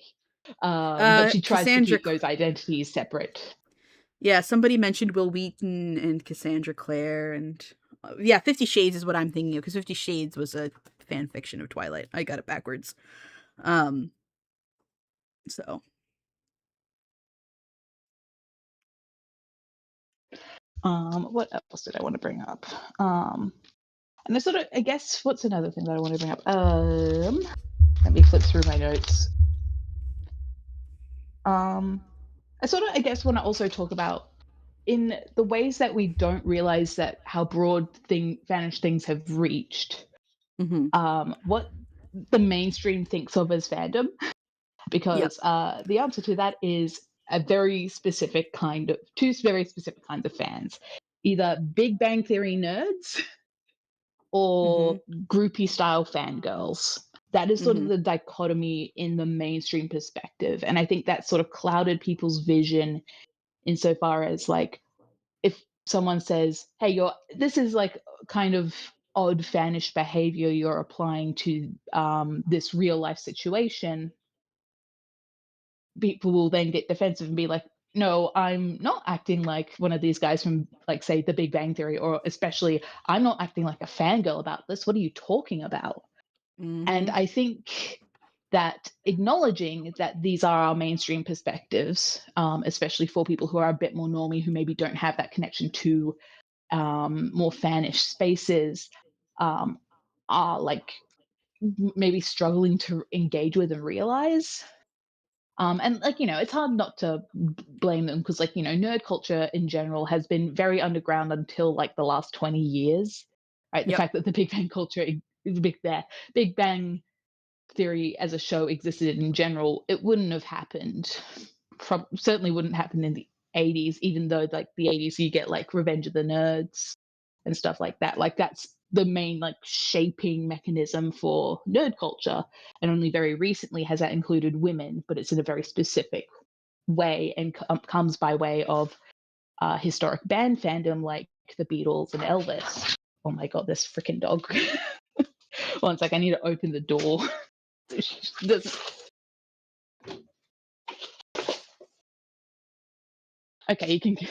Okay, I'm good now.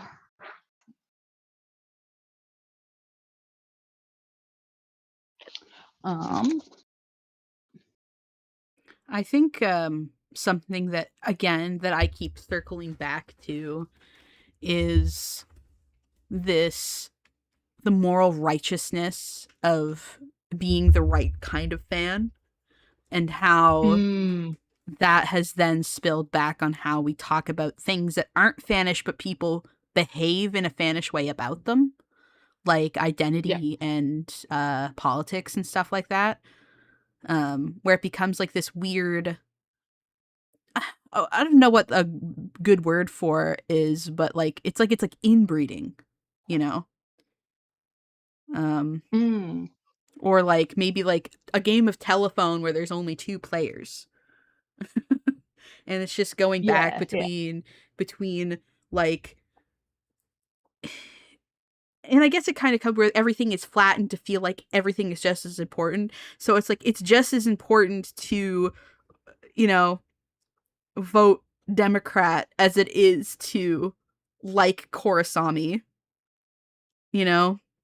Yeah, yeah, And yeah. then they get Like, treated as the ugh. same thing, where you're applying a level of morality to fiction, um, but you're also fictionalizing and fandomizing like politics and who you're voting for. And it Mm, gets very messy, I think, and that's kind of what I'm like really, really interested in exploring here. I know you have other things that you want to talk about, but it's what I find the mm. most alarming Yeah, about yeah, this yeah. discussion, I suppose. Yeah. Yeah, I think actually there's really good Australian versions of this that I sort of want to share. I'm not sure if you're familiar with it. Have you seen the video of let every blossom bloom? But I ain't spending any time on it because 300 people die a day from crocodile attacks in Far North Queensland. You might have seen that clip. I don't know if I've seen that one, but it's like the whole like why is this person making furniture when John Benet Ramsey still hasn't been found kind of thing.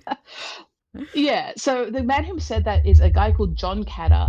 In my example is a guy called John Catter, who's a member of the Australian. Is he Parliament? Yeah, he's in the House of Reps, and he sucks. He's like far right nowadays, so he's a country conservative, I guess is a good way to describe him. Mm-hmm. Um, and there's a lot of memification of him and a couple other far right figures that I think in more like centered to left society makes them just sort of punching bags, but to more people leaning on the right means that these things make them seem harmless and funny and relatable. Very Mm-hmm. present with other political person who is still somehow in Parliament, Pauline Hanson, who sucks ass and we hate her, but Mm-hmm. she's very easy to make fun of because she's a cartoon character functionally. But it means people don't That's take her seriously. I And, yeah, I you know, noticed when like oh sorry. no, please go ahead. The latency from Australia to Canada bites us in the ass again. Um Mm. Charlie Kirk and the memification of Charlie Kirk Mm. has been insane. Like I have seen more spam of the Charlie Kirk drinking coffee out of a cardboard cup meme than I have ever seen or heard him speak.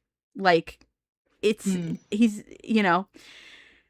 or even talked about his Yeah. death. It's like I've seen that meme more than I know about the guy. Um which on one hand kind of makes a joke out of somebody's death and like I'm not losing any sleep over it, but that's kind of bleak, but also it kind of draws away the impact that he has had um Mm. on modern political culture in North America and honestly globally, because we know that when the US fucking is doing some shit, it ends up affecting the rest of us, and it it's so bizarre. And then when you're like, why are you making a meme out of this? It's like, well, he sucks. Why do you care anyway? It's just like, I don't know. It's just it's the cognitive dissonance, and the "We Are Charlie Kirk" shit also. Like,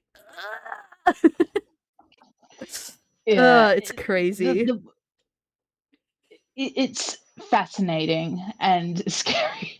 And I think this was sort of like people were sort of expecting this, and I think, like, you know, like another way fandom has impacted the real world in this kind of way that fandom has been spilling out.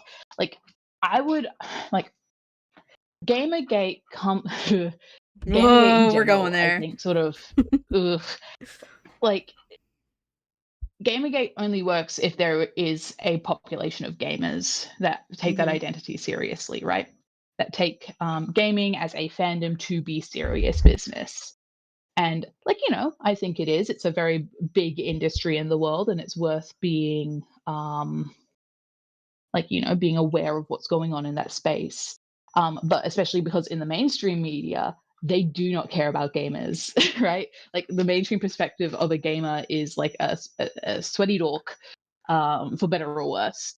And I think that has lessened means that mainstream publications, in legacy media especially, did not take seriously things like Gamergate, which is now sort of like domino affected to the current situation, especially Mm-hmm. in the US, because it, you know, set up all these places for radicalization to alt right positions. And that's scary. um, I think, you know, like the way that fandom can give you community is important, right? Like people want community and want connection, and I think that's ultimately what fandom sort of is in the grand scheme of things. But as with any community, it has the potential to go quite bad and Yes. lead to some very shocking outcomes. And especially when you do have people who have like figured out, oh, I can weaponize this and I can monetize this. Like Steve Bannon did with Gamergate. Like I believe he's like one of the big funders of it. And it's yeah, it's scary. And we don't really have a solution to it. I don't know, I guess beyond kicking people offline, and you know that's not really functional because people are going to figure And out how to get back online and communicate.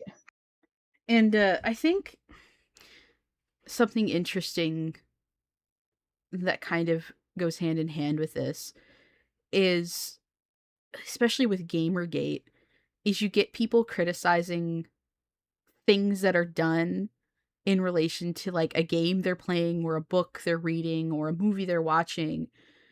Um and they don't like that movie or they don't like that game. So they want to paint everything about it with this dark brush and make everything that's related to it evil. And then you get like, Mm. because of that, you get people making things that are really innocuous malicious.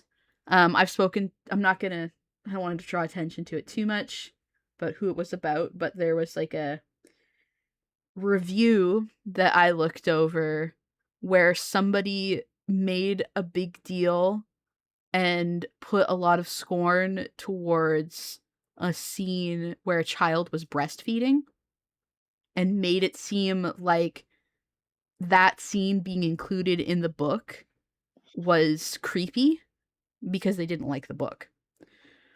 Um and it's like My head is in my there's hands. there's nothing creepy or weird about a child breastfeeding. Like maybe like, and this book is not for young audiences. It's not for children. It's an adult oriented book. It wasn't sexual. It was just a child breastfeeding. Uh and the way, I don't think people realize what they're saying when they do that sort of thing. Mm.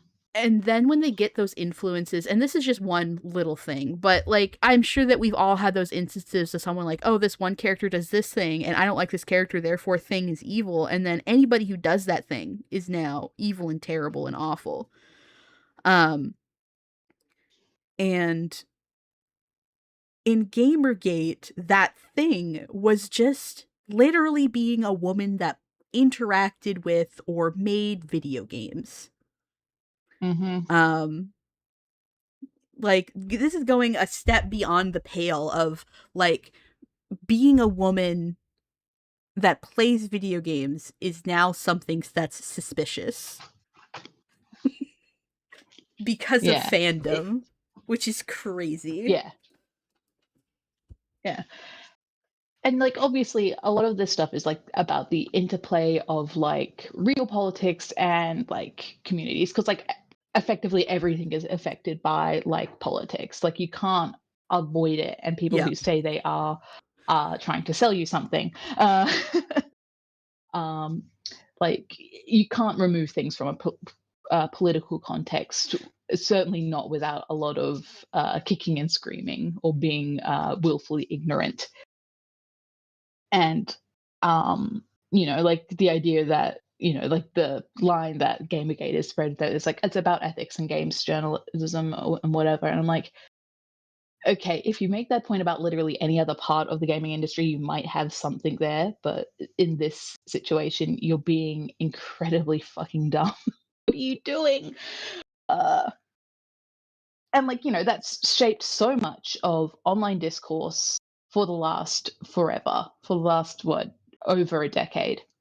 And because of how increasingly online all discourse is, and as I mentioned earlier, this concept of context collapse, um, those opinions are being weighed as being the same level of importance as those by political figures and those who are billionaires.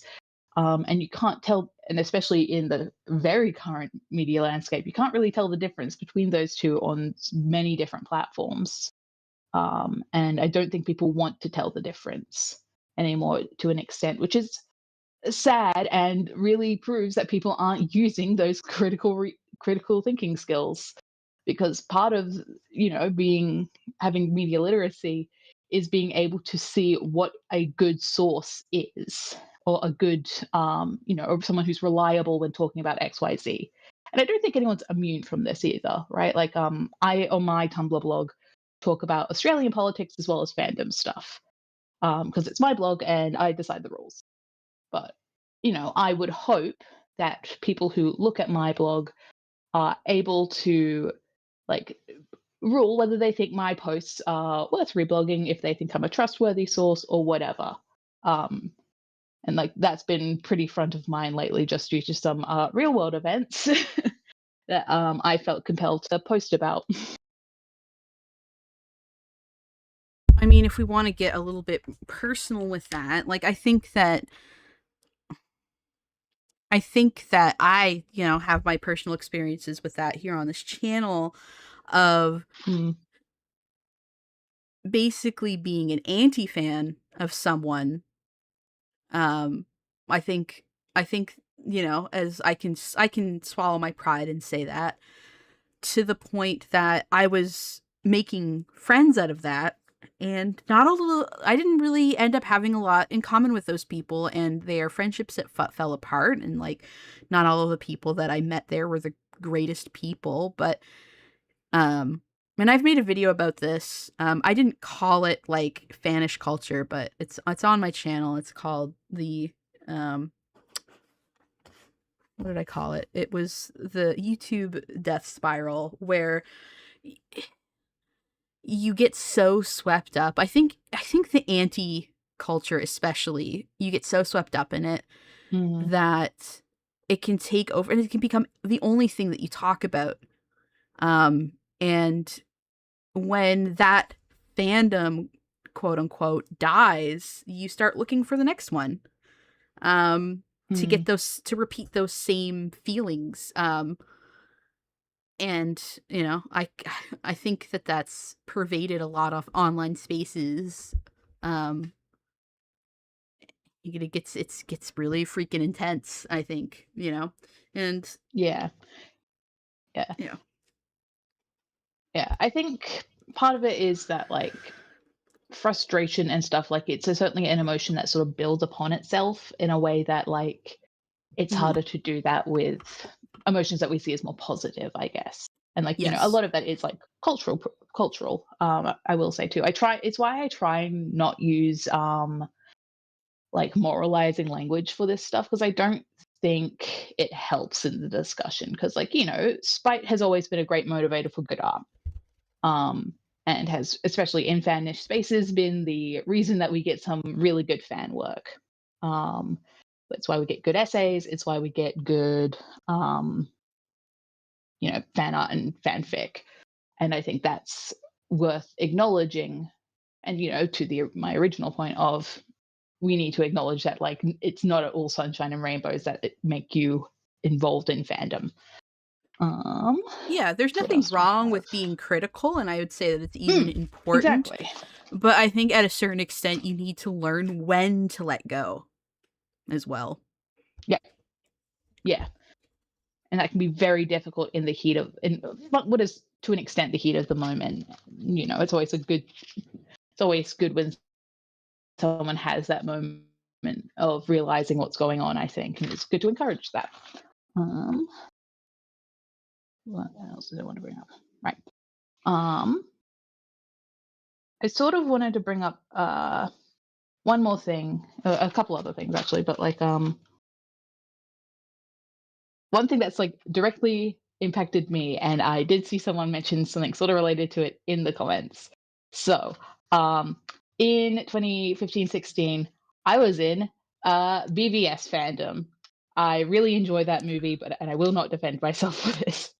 But I remember the way that people who enjoyed the movie and wanted to try and engage in it fanishly were treated, and the answer is real fucking badly. Um, What is People who are fans BBS? of that, BVS, Batman v Superman. Okay.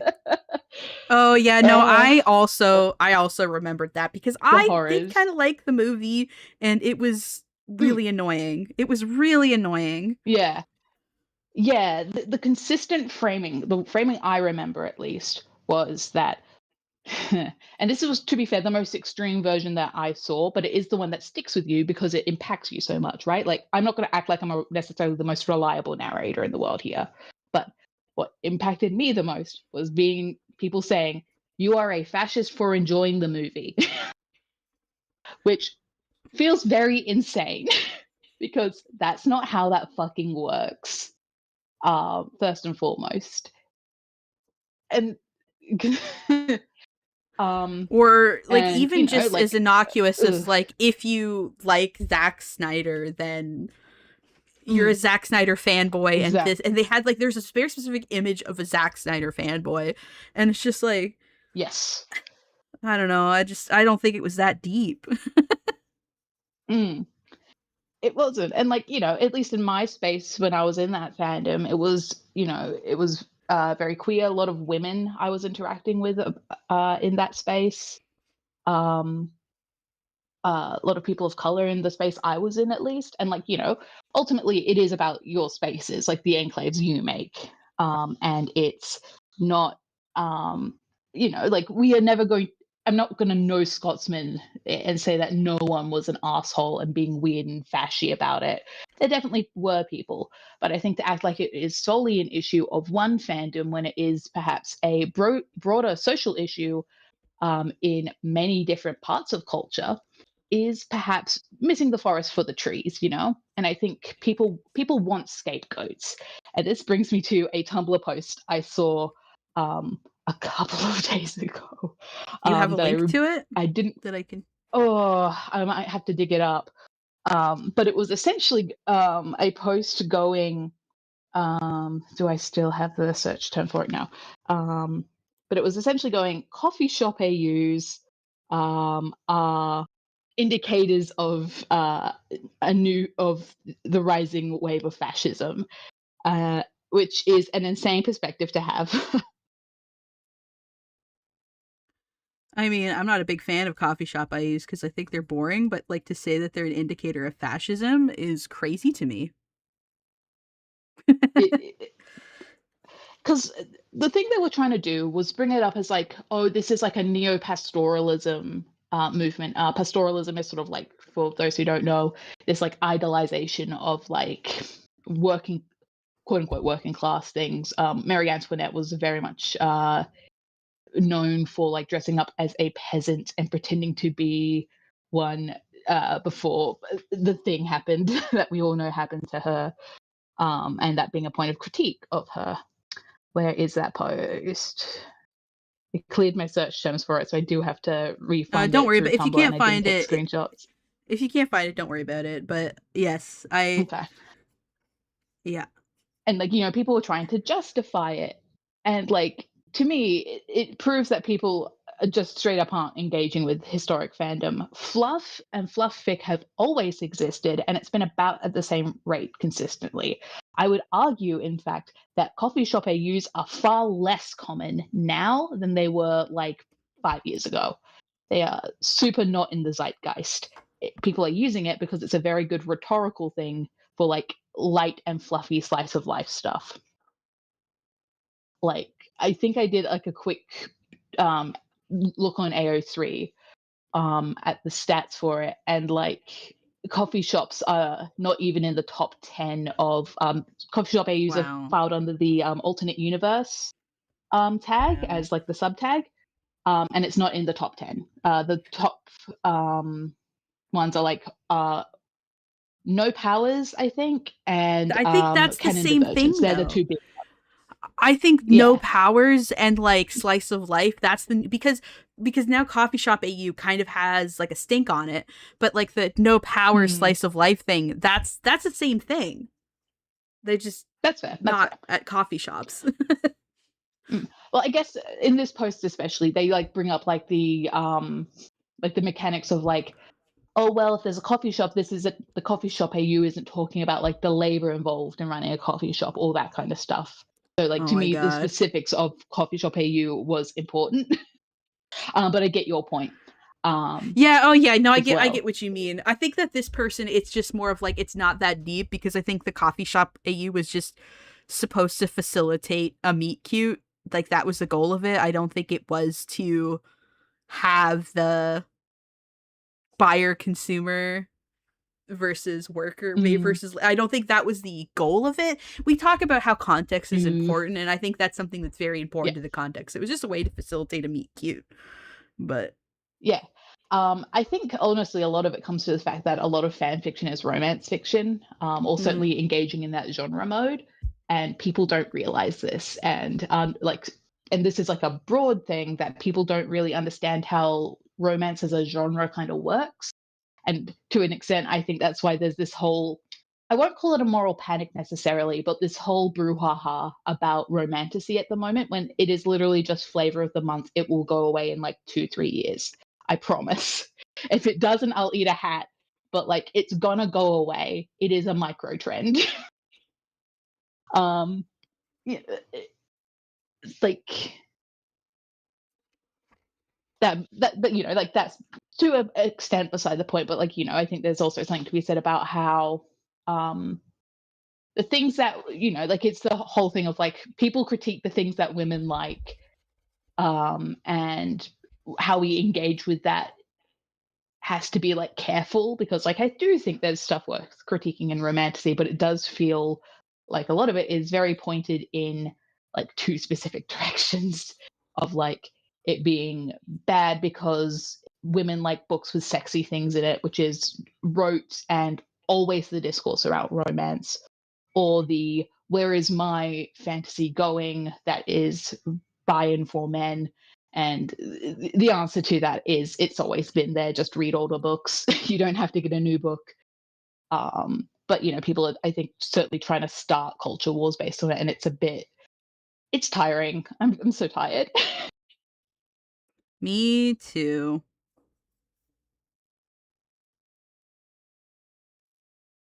um, and that one. Um, hmm. I sort of like one more point I sort of want to bring up as to why the bridging gap, I guess, of this. Um, and I think there has been a push in the last couple years of corporations utilizing fan labor for their own benefit, right? Mm. Yep. In that, like, there's a level to which corporations have sort of gamified and like made it so, like, I'll talk about a show I quite like. There's a show called Ghosts, which is Ghost Australia, which is based on an original one in the UK. And they made a post a couple weeks ago that was collecting a bunch of the fan art the show had gotten. And they tagged that because that's the new best practice.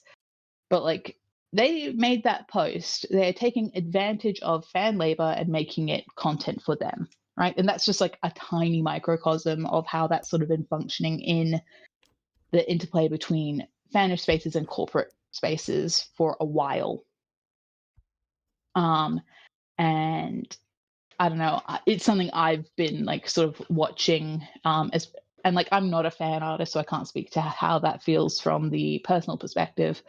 But like from the outsider perspective, I'm always like, this seems fucked. You shouldn't be doing this. The lines between fan artist and professional artist probably need to be a bit stronger.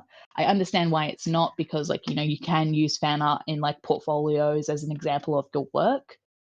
But like I think there's something to how contemporary fan artist culture is impacting how corporations interact with fandom and causing interesting feedback loops, in that way. I don't really have like fully formed thoughts on that, but I'd love to hear your opinions on that, Krim, as someone who does like fan art and fan art.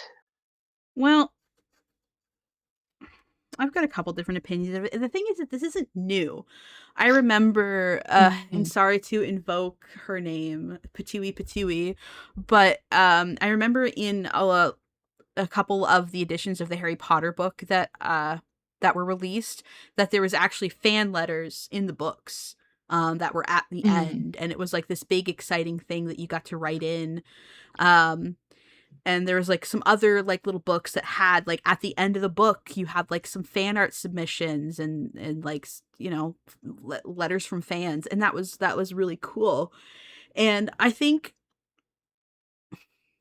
that's interesting, but I remember when it got to the point, not necessarily in Harry Potter, but there were episodes of different shows that were kind of like breaking the fourth wall and interacting with fans. um BBC's Sherlock did this, for example. Doctor Who has done it a few times. And notably South Park did it. Um mm, and that fan art from DeviantArt ended up getting put into the show, and it was kind of making fun of them. And I think that's the most deplorable. And they did that in Not so much in Doctor Who, but they did it in BBC Sherlock. They were making fun of fans of Sherlock and the shippers. And I think that's really deplorable, honestly. Mm. Making fun of your fans like that and using their fan art. I think it's cool if you're a fan and your art gets acknowledged by the creator and even gets included in an episode or something. But I don't know.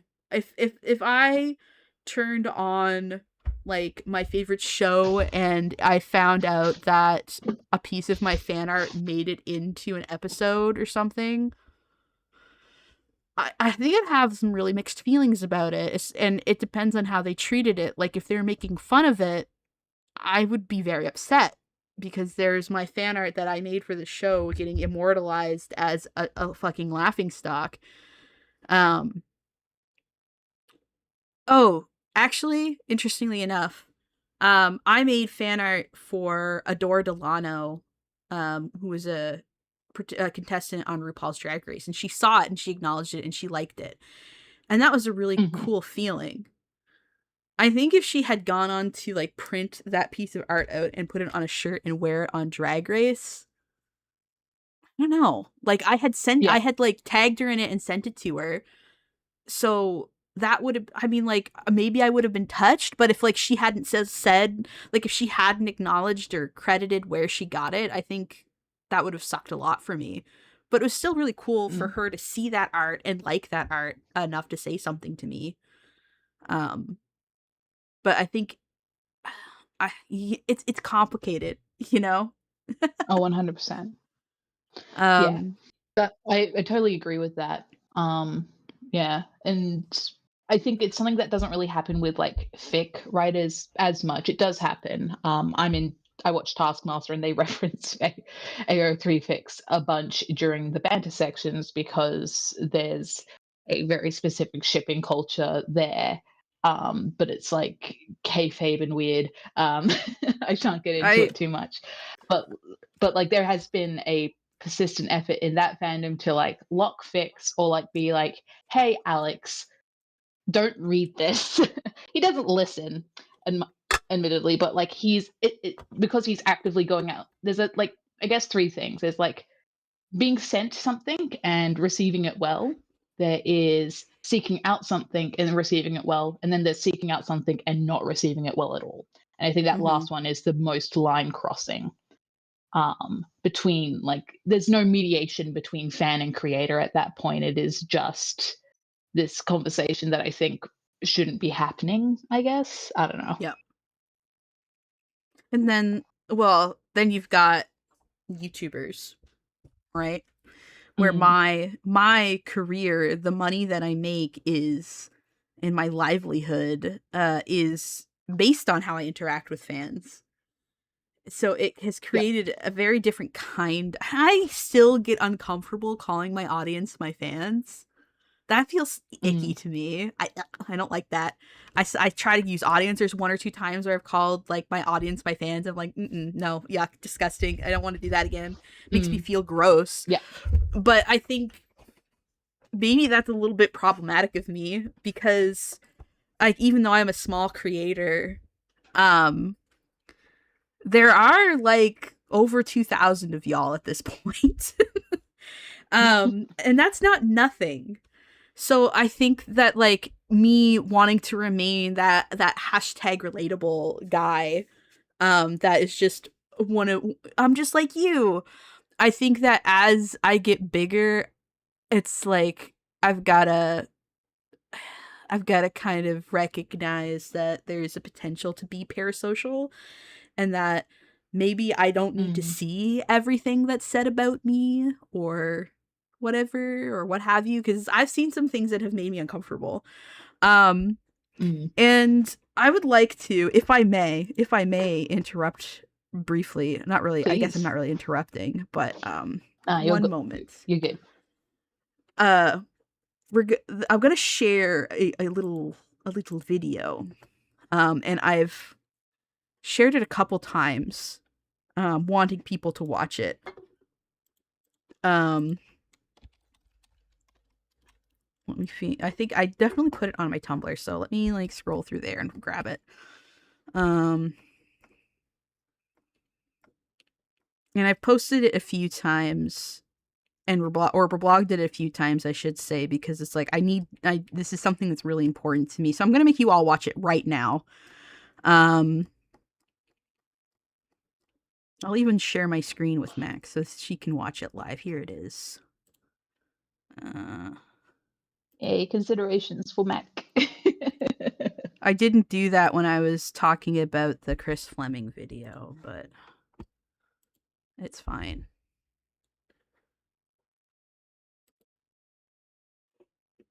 And we'll share it with y'all. Ah, yes, I have seen this. Yes, yes, yes. Hold on a second.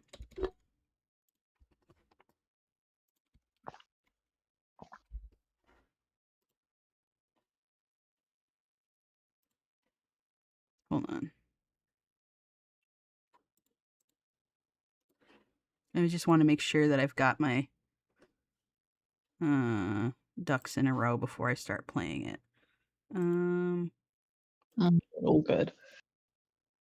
While you're doing that, let me spruik your channel.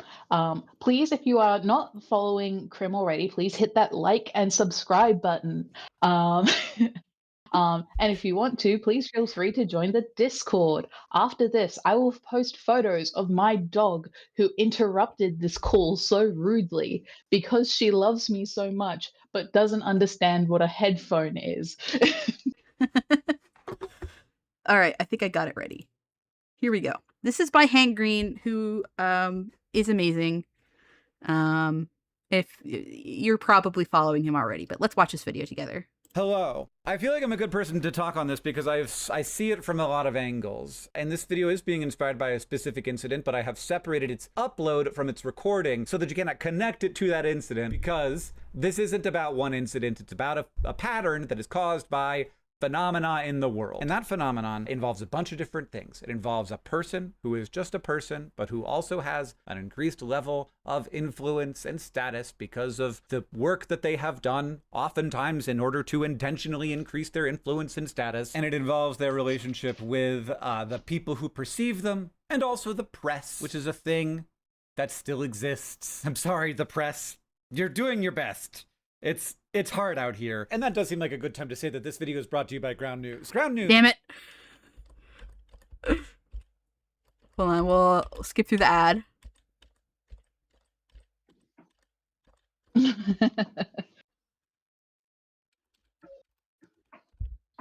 Hold on. Subscribe to get 40% off the Vantage plan by using the QR code on screen or my link at ground.news/Hank. I don't know how I'm going to make this video. This is not scripted. Putting it off the dome here. Let's start with how an influential person perceives themselves. And I know this because I am one. Let's be honest. There's a bunch of people watching this video. So I'm not being cocky here.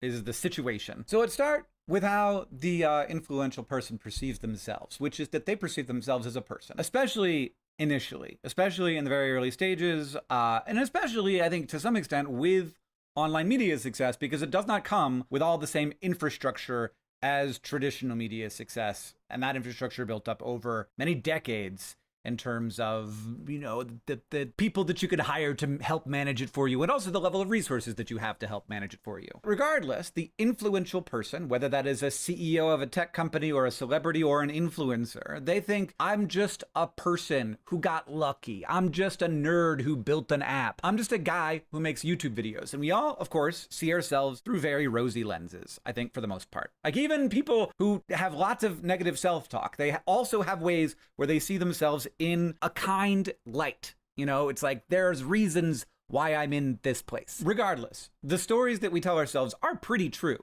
Like, if you just took them as a person off the street, that story would be roughly the same level of true as the person on the street. But like, it's not the whole truth, because there's also this thing that comes along with status, that comes along with millions of followers, or billions of dollars, or thousands of employees, or if you're a politician, like the power to shape the laws. Influential people have influence, and that's real. It's a real thing, and the world's not wrong to notice it. And I often see, especially in people who are like new media famous, this is very typical. And I will give them this. they don't have the infrastructure around them to like get the press to say a bunch of nice things about them. And also the press isn't used to that or wasn't used to that. It's better at it now, where there's just like ways to go out and like do stuff if you're regular famous, right? You go on Ellen, or you went on Ellen. You get your story in Us Weekly. But because they don't get into the magazines, they feel like they're not being like appreciated by the press.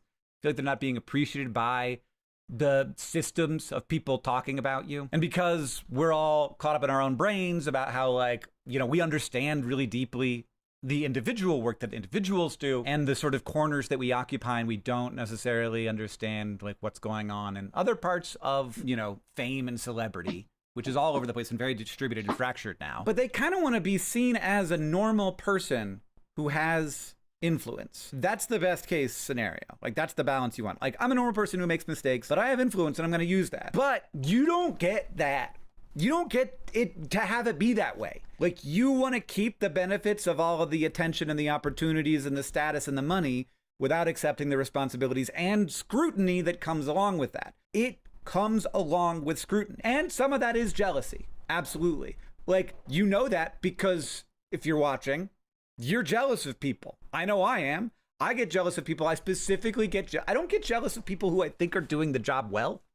I get jealous of people who are more successful than me, who I think are doing the job badly. But anyway, what this feels like when you are the person who feels like a normal person, who suddenly has an increased spotlight on you and scrutiny being applied to the decisions that you make, what it feels like is those people are out to get me. And this, of course, is an old story. Like, this is not actually new. If you have influence, if you are a celebrity, a story that can be told about you that has a little bit of drama, that has you making a mistake, that takes you down a peg, that's business, baby. And it's kind of the cost of influence, because the press is not your friend. Not really supposed to be your friend. Now, there are ways, if you hire a publicist and you have the inroads and like all the sort of systems change, where the press can become friendly to you and work to your benefit. But like, let's be honest, these days, most of the sort of brand building that gets done is not done in the press. It's done on your own YouTube channel, or you visiting other people's YouTube channels, or on your TikTok, or like on social media. And the press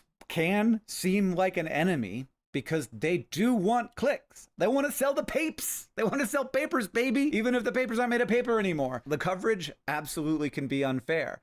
There is a layer of opportunism in there where they're trying to write articles that people will read. But the press doesn't exist to be fair to you. The idea that there's like this institution over here that is being held to like extraordinarily high standards and like has to do all the press things to make sure that it's all correct and stuff, like, that's true. But then also inside of that, it has to get views. It has to get clicks, just like you. And you can see this being taken like a step further, where there's all these like YouTube channels that are about taking popular creators down a peg, and they don't have all of those same constraints that the traditional press does. They don't have to care about whether stuff is true or not. They just can like tell a story about how whoever sucks and get a bunch of views because people want to see the drama. Like, that's the incentive. If you're wondering what's going on, always look for the incentives. And if you have status and you have power and you are the center of a lot of attention, even if you didn't intend for that to happen, though, let's be honest, you did, you don't get to opt out of that part of it. And just because fame sucks more than you thought it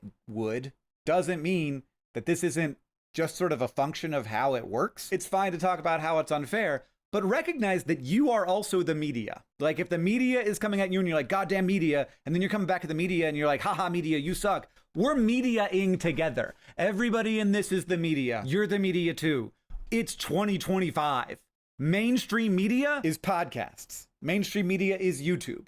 Mainstream media is not the papers. I mean, there's a different level of influence here and there, but like, you gotta understand that you can be mainstream media without having any idea that you did it. All you were was like a guy with a podcast. And ultimately, if you have a lot of power, people have a right to know what you're doing with that power. They have a right to judge whether they think you're doing good things with that power. Understanding that a guy is just a guy and he can make mistakes is not the job of the press. The job of the press is to, one, sell papers, and two, like, there is a part here which is like protect people from the excesses of influential individuals. That's why the press is a good check on power, because it has an incentive to write stories about people who are influential, which is why a lot of people who are very wealthy and influential hide. And I think ultimately, like, the trap that the successful, influential creator has entered into is wanting to have both the status, the money, the opportunities that come along with the success, but at the same time being very nostalgic for when it was all just fun and silly and did not come along with a bunch of responsibilities and obligations to do the right thing and to be being scrutinized all the time about whether or not you are doing the right thing. I see, like, billionaire tech founders bristling at criticism by saying, like, I'm just a guy trying to build something cool. And yeah, you are just a guy trying to build something cool, but you have a lot of power. So if you were once a guy who was trying to build something cool and like that was just you building it and nobody knew about it, then no one's paying attention. Once it's in the world and it's having large impacts on society, you could still be building something cool, but you are going to get increased scrutiny. You are going to get attention. You are going to get people writing stories about whether or not your cool thing is having a positive or negative impact on the world. It's such an unpleasant feeling to know that a bunch of people are forming opinions about you that you cannot control, that you do not feel reflect reality. Like, every person is normal person sized, right? What the fuck did I mean by that? You know what I mean? Like, every person is the size a person can be. This is important.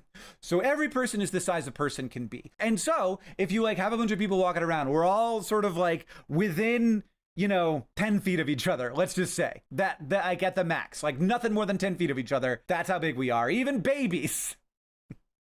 But when it comes to influence on the world, that's not how we are. When it comes to our size in society, that's not how it is. Like, you can feel like you're a normal sized person. You're the size of a human. And of course you are. You have to be. But then when it comes to how you move in the world and how easy it is to accidentally knock somebody over, step on somebody, hurt somebody, crash into a building and knock the whole freaking thing down, that is real. And so it makes sense that people critique me. It makes sense that they look at me and say, okay, you made that video about, you're changing how you're investing money because of AI, but ultimately, aren't you just saying, isn't this like a different version of saying that you're trying to time the market? And that's a fair criticism. I was like, yeah, I should have said that part differently. I should have kept it simple and said, I invest in index funds because they are a tool for diversification. And right now, that diversification has kind of gone out the window. And I have found many suggestions that say, you shouldn't be in just one index fund anyway. You should spread that out. And so I spread it out. And all that stuff at the end of that video where I talked about like why I thought this was a good time to do it. I shouldn't have said that because you can't time the market. Everybody knows you can't time the market, or else everybody would have timed the market. So the choice that every influential person faces, though I don't know that they see it as a choice, but like we need to take this as a choice, is you can fight reality. You can insist that you're a normal sized person, that you don't have all the status and influence that you worked very hard to get, and you can stew about it when it feels unfair that people are coming for you and critiquing you more than they used to. Or you could accept the new reality and you could admit that you now like live a different life and you are having a different experience, and you can use that power responsibly, and you can recognize that scrutiny is part of the deal and part of why you're going to end up using your power more responsibly. And if you didn't have that scrutiny, you probably wouldn't. And that's why the press is good. And that's why an audience that doesn't just see you as a god is good. Of course, an influential person is going to have nostalgia for when they did not have those responsibilities. But nostalgia is for feeling, not for expecting to be real. Feel the nostalgia, but don't feel like you're being treated poorly if you don't get to have it. You don't get to have nostalgia. That's why they call it nostalgia. Anyway, that went on a little bit long, but I think it was packed with like a lot of correct things. And again, I'm not that big. I realize that. But it's still, for me, it was an important video to watch. And I think more people should watch it, especially if they are people that I agree. That have YouTube channels or have any significant social media following or intend to have one. But yes. And if I might add something to that, right? Like you've got about 2,000 subs, right? I have I will double check. I have actually I'm closing in on 3,000. I have 2.78. Nice. Hell yeah. was going to say, right. So that's bigger than most concert venues that my choir is Yes. able to fill out. Yes. Right? Like, I think people don't realize how many bodies that is, right? Yeah. And like my choir mostly does small gigs at the minute. Like, Mm-hmm. I haven't mentioned this on this episode of the Inferno. I think I have in the past, but I do choir stuff. And like getting butts and seats is like the hardest Yep. thing of doing a concert especially when you're a small and more niche performer, right? Yeah. So I've also done it's really choir hard to stuff and conceptualize. Yeah. yeah. Yeah, I'm And sure I've you done sympathize as well. and I've emceed events and stuff, and it's like, oh shit, Mm. there's 700 people out there. That's a lot of people. And then I look at the number that I have on YouTube, and I'm like, holy shit, that's bigger than any audience that I've ever had in my life. And I've been on stage quite a bit. Yeah. Yeah. And I think because of how, so much of YouTube and social media and such is a numbers game, we don't really respect that as being as big of an audience as it is, right? Like Mm-hmm. most, like I'm trying to think what the venue capacity is for like the things I've organized are. Like generally a venue's capacity, when it's just like a small venue like a bar, is between 70 and 200 people. And like in like say views on YouTube or subscribers, that's actually quite small. But like in like real life, in boots on the ground perspective, that's a lot of people. And Yep. it's really hard to manage that many people at once. And I think that disparity is hard to notice. And like part of it is like those numbers mean different things if you're looking at things on different scales. Like if you're looking in politics, 70 people generally isn't that much unless it's deciding an election, which at least in my country, it certainly has. We have a lot of Mm-hmm. what's what I'm looking for? Swingy, I've forgotten the word, but like seats that like exist on these like knife Yeah. edges. And I think the being able to, and like it's hard for people to imagine more than like I think it's more than 100 people. Like conceptualizing more than that is really hard for people. Yeah. And that's just like in like friend connections. Mm-hmm. So just conceptualizing that as like randoms is so hard. And I think, all this to say, right? Like I think because of that limitation of our brains, I think people don't necessarily always realize how they are impacting things and people around them, Yep. I mean, like, if we want to go back to choirs, like the choir that I usually participate in is community choir, and we work a lot with nonprofits. In the last one that I went to, we were raising money. I can't remember exactly how many people were in attendance. I would say it was probably, 500-ish people, and each seat was $100. Right? Because it was a charity event. So you go and you get your dinner and it's Yep. $100. And then on top of that, you have like people are already in, they're already sitting down. And what they do is they put us up on the stage and we sing a couple tearjerkers. Oh, we fucking rocked. There wasn't a dry eye in the house. And then the auction starts. And that's when you have people spending thousands, tens of thousands of dollars. And this is positive, right? We did manipulate them a little bit with the choir, but that money is getting put towards children having a place to rest their head if they're homeless, or feeding families, or getting somebody like a scholarship, that sort of thing. These are good influences, and that's just like a couple hundred people. And you are changing a bunch of people's lives potentially forever.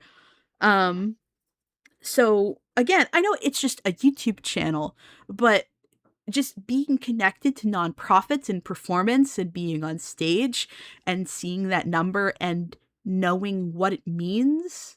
And like, if I had all of these people that follow me, if all of those butts were in seats at the performance that I was in, and it's like that would never happen, like logistically, but let's just say it did, and everybody paid $100 to this charity, and then there was also the auction that happened afterwards. That would be more money than that organization has ever seen in one calendar year. In terms of fundraising, if I had that many Yeah. people participating in that way, in the space that I was in a couple weeks ago, because there has never been that many people at one of these events. So, it isn't nothing. And again, that's just 2.7. Like we're still under 3,000. You get to somebody like friend of the channel, Anthony Gramuglia, who is currently at 110,000 subscribers and is doing a charity event with a bunch of other people who have hundreds of thousands of subscribers tomorrow. Like, that's crazy, the amount of good that you can do. But also, if you wanted to, could do a lot of damage. Yeah. Like, once again, it's the ability of mobilizing a community is a very powerful thing, just like neutrally. If you are able to reach the hearts and minds of people in a large enough number, you can do a lot.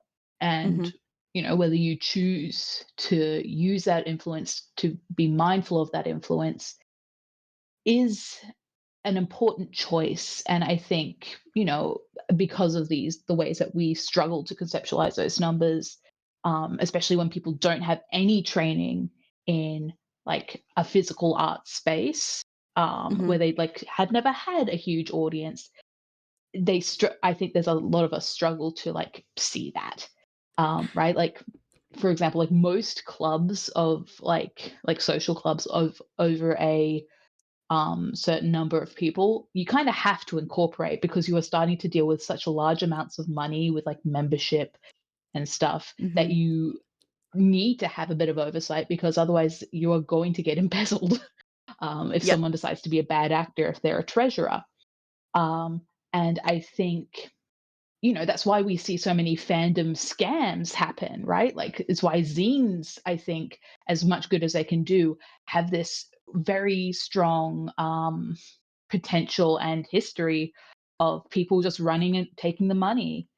And it sucks, but I do think it's something we have to acknowledge and be very aware of, that like this is just something that happens. And this is also like a broader cultural thing, but there are certain things within fandom, because of the way that it is structured historically, and how things have been moving very fast, that we haven't really figured out a way to do properly necessarily, or like best practice rather, is still developing, I guess. Well, you look on YouTube, and now that we're talking about charities, the charity tomorrow and the charities that we've done in the past on Ant's channel, that's not handled by Anthony. That's handled by YouTube. YouTube has a charity system so that you can register with it, and it goes, there's like, that money never touches Anthony's or mine or whoever's hand. It goes, because there has been such a problem with embezzling.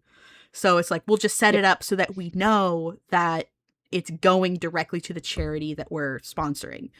And it's because it's because people have acted badly in the past.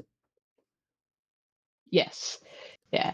And like, it's it's why we do have systems in place for this. And like fandom as a new media kind of response, especially in this new media age, it's a lot of it is growing pains. We are only say 25 years into this level of internet, technically even less.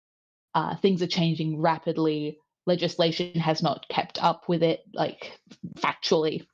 And I think that is why I think fandom affects real life in the way it does. Yeah, I think that's about everything I kind of want to talk about, unless there's anything you want to pick my brain about. No, I think that's just about it. But I will say again, like, Book of Mac here is the one that suggested the topic that we are now covering.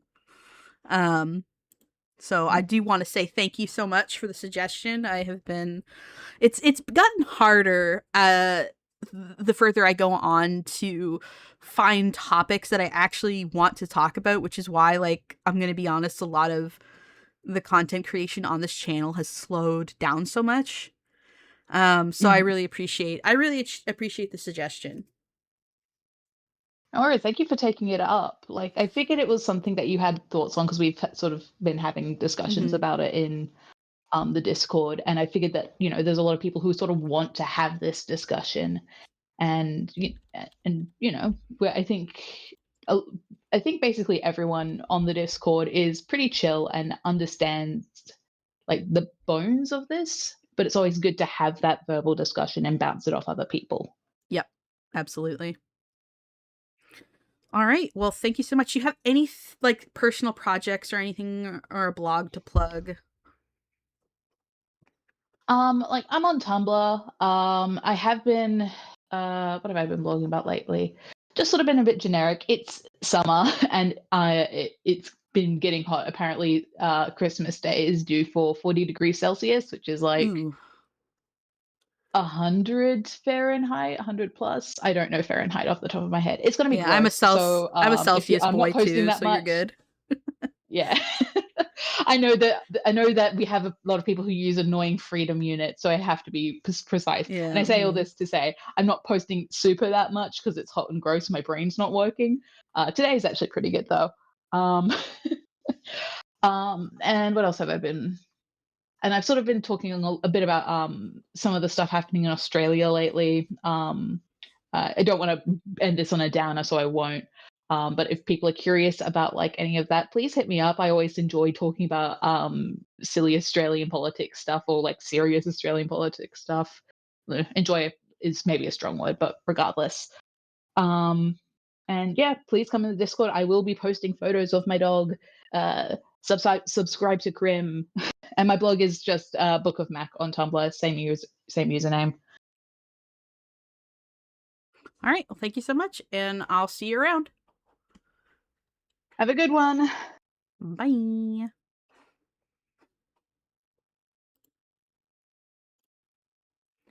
All right. We're going to bring on our next guest. Hello. Hello. How Can you hear me? doing? I'm going to turn you up a little bit. All right. Can you introduce yourself and let us know what you were wanting to talk about? Yes, so I'm Dark Matter. I'm currently a graduate student in mathematics, and I wanted to talk about kind of how science and math, STEM fields essentially, have this really weird sort of fandomization, I'd say. Oh, I'm very interested. Let's hear it. So, pop quiz for the entire audience. Name one person in STEM who's currently doing research. You can also try to name one, Grim. I mean, you. Aren't you doing some research? Well, yes, I don't count. Someone else. No, I don't know anybody. Oh, no, I do. I mean, like in STEM in general. Yes, I do, I guess, but I know that but they are honestly they're YouTubers, so like so I guess that it probably says something about me. I don't think it says something about you. I think it says something about how we as a culture treat both science and scientists. Yeah, I'd say a professor's count. Especially if you're outside of academia. Yeah. Like if you're not currently at a college, if you're not reading papers and stuff, you have no idea who is doing the research. I think the last like major figure that people were fairly conscious of was Stephen Hawking. Mm-hmm. There's like But like, oh, sorry, go on. No. You go ahead. You go ahead. But like, here's the thing. Oh, Terrence Tao, that's another good one. Didn't Carl Sagan do research as well? I think so. Yeah. But they're like, but they're not, you know. they've been out of it for a little while. So Yes. But there's still a lot of people who say, "Oh, I'm such a nerd about physics. I'm such a nerd about astronomy and stuff." Um, this is especially bad when you get to like the softer parts of STEM, like psychology. There's plenty of people who will claim to like have tons of knowledge about psychology and be really into it, and yet be unable to like pull up a psychologist or tell me which journals they're looking at and such. mm-hmm. So it seems that there is kind of this fandom around STEM that is completely disconnected from the practice of STEM itself. Yeah, I would agree with that. And that is a problem for so many reasons. First, it gives people unrealistic expectations of what STEM is actually like. Mm-hmm. So that's like, why haven't scientists fixed global warming yet? Well, because the problem is complicated, because these scientists need funding. A scientist is not just a machine that occasionally spits out science. They are real people who need to have real labs to do their real work. And it's also like, just because a scientist comes up with a really good idea doesn't mean that that's going to be enacted. Like, we know how to solve global warming. We're just not doing it.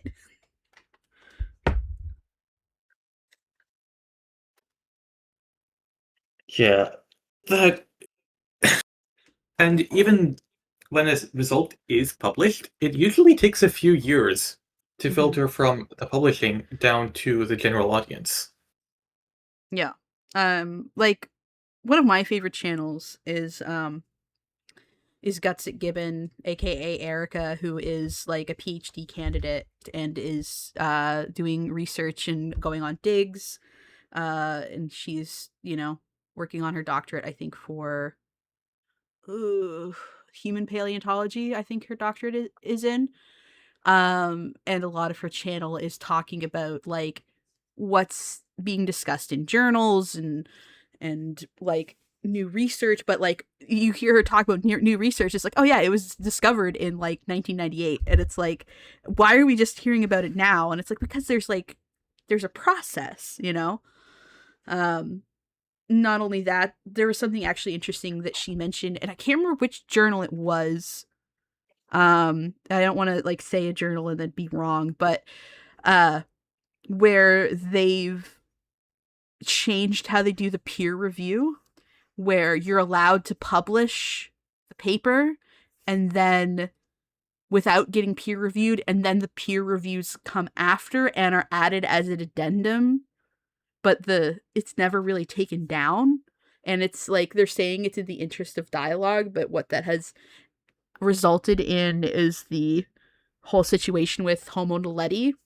And I remember her talking about this, where a lot of people, Homo naledi, by the way, is basically like a Homo sapien uh, sort of cousin that there was a big documentary of it on Netflix, and it was like smarter and more capable. It was like doing burial practices and cooking food, and it shouldn't have been able to do that. Or it was theorized that like, hey, like this is new, this changes science forever. And um this guy published this paper in this journal without getting peer reviewed, because he could just do that in this paper, and it ended up being that like his findings were very much not as big of a deal as they claimed to be. But Erica was talking about how she had so many students in the past couple of years that went into this field because of Homo naledi. But it turned out to be a big sham.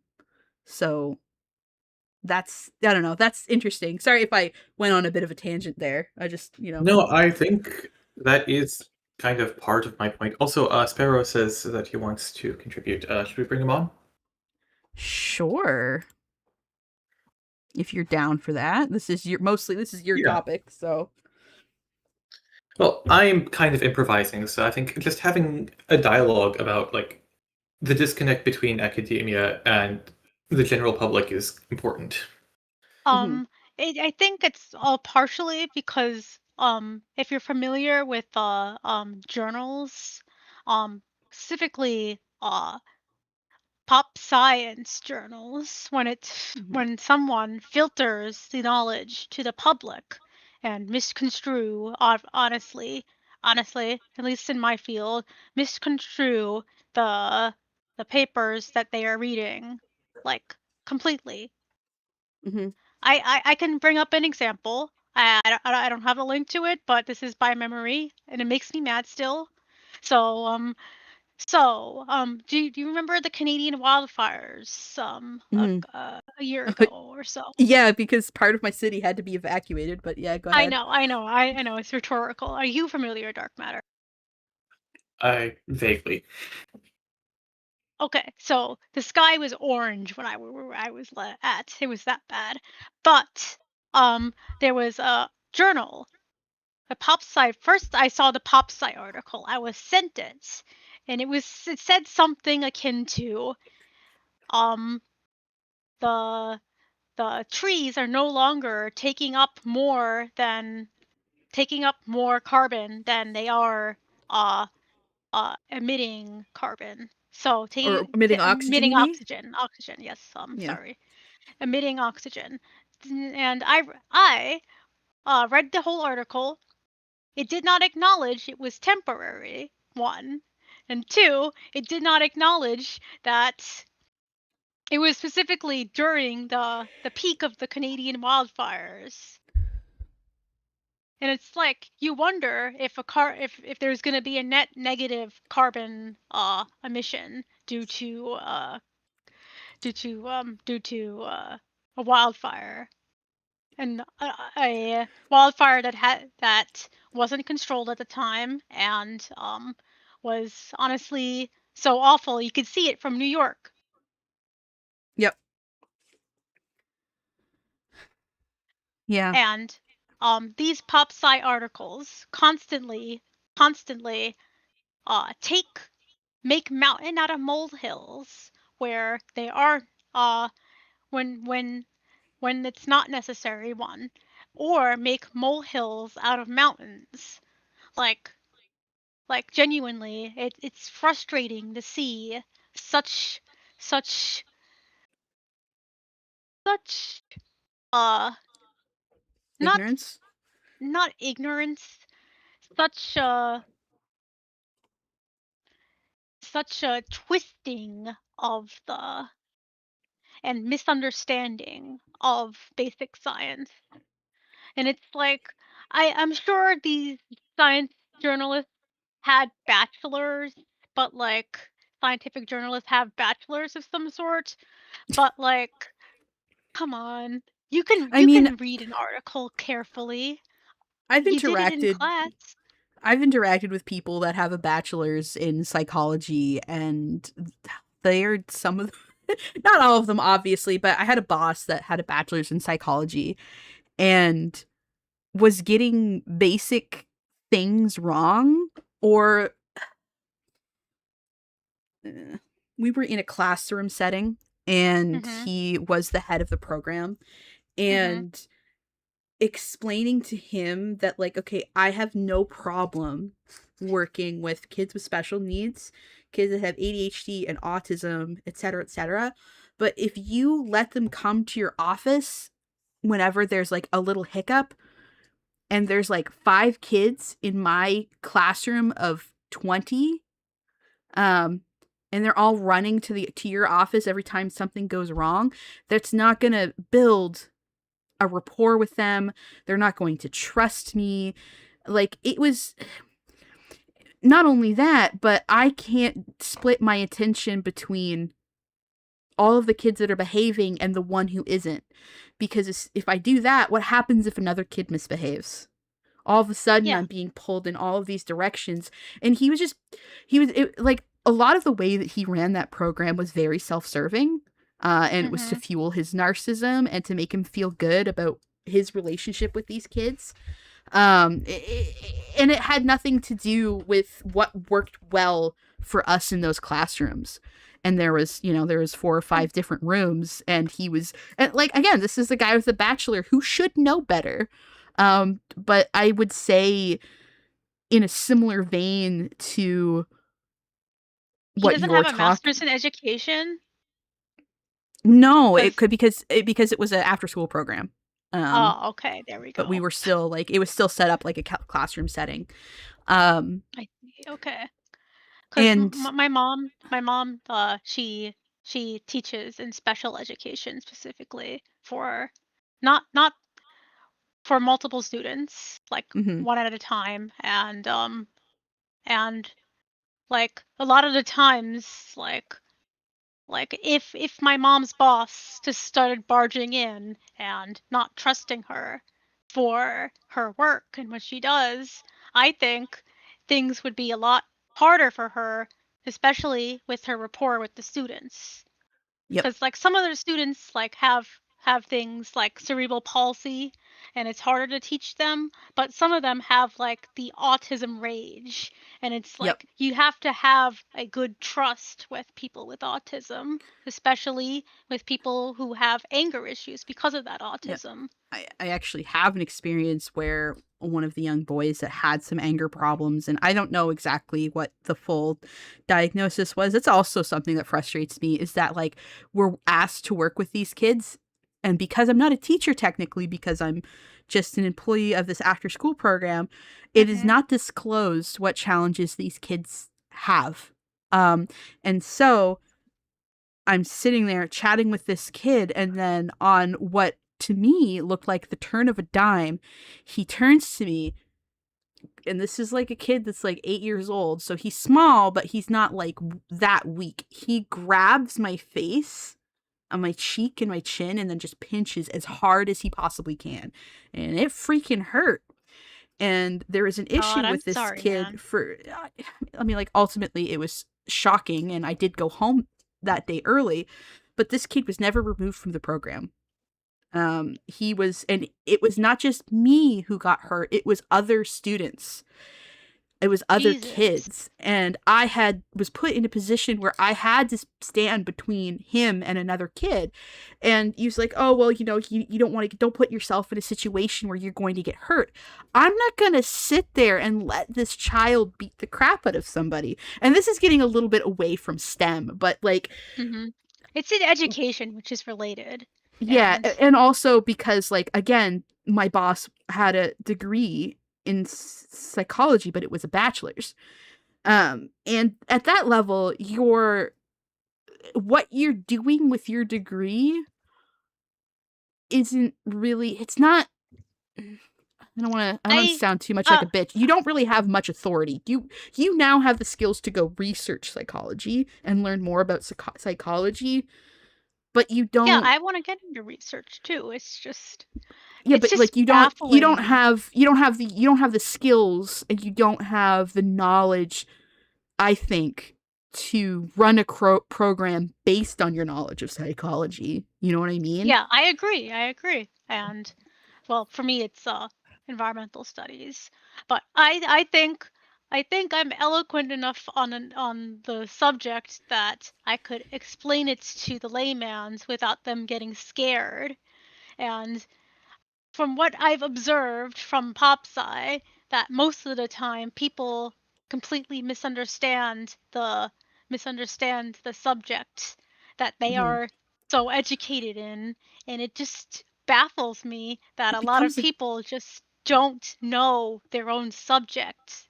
it becomes a vanity thing. And on that note, what I wanted to get into is individuals like Neil deGrasse Tyson, and then you have people like Dr. Phil, where it's Mhm. like these are pop culture, like, and I know that Neil deGrasse Tyson does have degrees, but like he's also just one guy, but he is also often people's entry into uh physics and a lot of, Mhm. and cosmology and et cetera, et cetera. And it's, anyway, sorry, dark matter, I'm sure you're boiling waiting to say Yes. something.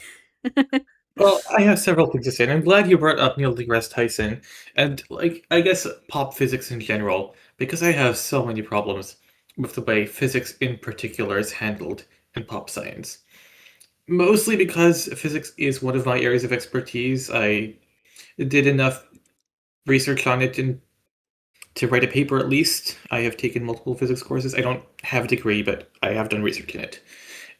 Regardless, the way physics is explained, especially things like quantum physics and astrophysics, is like talking about Pokemon. Yeah. They will say, this is a quark, this is a lepton, this is a neutrino, this is this kind of particle. What they will not explain, because it is hard to explain, is what the underlying physics of all that is. They will say, they'll give you slogans like, this is both a wave and a particle, but they will not explain very well what that Why? actually means in practice. Yes. Oh, yeah, The I most get you'll that. get is an explanation of the double slit experiment, which is a great starting point. But what the wave thing actually is it's, well, I can call it a cloud of probability, but think about it like a pile of sand. And the amount of sand in the pile is a probability that your particle will be there. And then when you observe it, all the sand concentrates onto one giant pillar at one point. Where you get people misunderstanding, like thought experiments like Schrodinger's cat. Yes. People did not get that one. No, the cat is not actually both alive and dead. That's not what that means. Good grief. No, he did not actually fucking torture his cat. Thought experiment, people. And again, the thing about Schrodinger's cat is it's an oversimplification of the actual idea of superposing states. You don't, it's not both alive and dead, it's like one half dead state plus one half alive state, and these one halves are probabilities we assign to those states. But you see, whenever you start bringing in numbers, pop science writers think people will get scared. Yes. This is the simplest, this is the tip of quantum mechanics. When you go deeper, if you want to understand what a quark is, you need to be able to discuss the concept of a field and a Lagrangian. Because quarks aren't actually particles, we want to think of them as deformations in some kind of field. This is quantum field theory, something I'm not super educated about, because I took one quantum field theory course when I was in undergrad, and I never really got that far into it. But it is not just a ball that has special properties. I think a lot of the times it's the reason why I couldn't wrap my head much around organic chemistry. Like I still have like a rudimentary understanding of it, but like people need to wrap their heads around the fact that atoms are not just balls. Yeah. and I've taken physics courses specifically for environmental physics and stuff like that. It's just I haven't like read anything on physics like deep into physics, and it's what were you gonna say, Krim? I was gonna say I had like a Epiphany. Not an epiphany, but my experience with like STEM mostly has been recreational, but like it's been pretty serious since I was a teenager. But this was back when we didn't really have YouTube YouTube videos about physics or anything. So when I was expressing interest in science, my dad did the thing where it's like, I bought you a microscope and here's a physics textbook and here's how to build your own fucking little diode radio. Was how, was what we did when I was a kid, when kids were showing an interest in science. I don't think we really do that anymore. But I remember I was reading this textbook, and there was like a course in it on relativity. And the way that it was one of the introductory things that was brought up is that if you are standing on a train that is moving in one direction and you start running towards the back of the train at a certain speed, perhaps even the same speed that the train is moving, to you, you're moving forward. But if there's somebody looking from outside of the train and watching you, it's going to look like that you're standing perfectly still because you and the train are moving in this at the same speed, in opposite directions. And both you and that observer are correct. And then that was just the introductory thing. It would get in, then it got into a bunch of like numbers and why this is the way it is and theories and research and stuff. But I find that instead of that being just an introductory thing, that is now all people know about something, because and it's all that is spoken about in a lot of pop sci stuff. And that was like the introduction of relativity in a textbook that I read when I was a teenager. So what's confusing to me is the fact that well, I should stop speaking like it's a fact because it's based on observation, not fact. I've noticed that a lot of like parents aren't exactly like either fostering and interest in science and just forcing like not like forcing anything onto their kids. It's just kids don't have the curiosity that a lot of like people our age like had, and it's just, or parents didn't let it thrive, which is a more likely story, that parents haven't like gotten the time to foster any curiosity that children have. And it's like when I was interested in animals, my parents bought me an encyclopedia of animals, and I'd read it until it broke. And it's like, of course, it's like you can't afford, let's say you afford an encyclopedia now because they don't print them much anymore. It's just like, can you take your kid to your library and take something out that interests them? It's because like well, I feel like it all started with the lack of curiosity being like, and then I people just I think dissenting.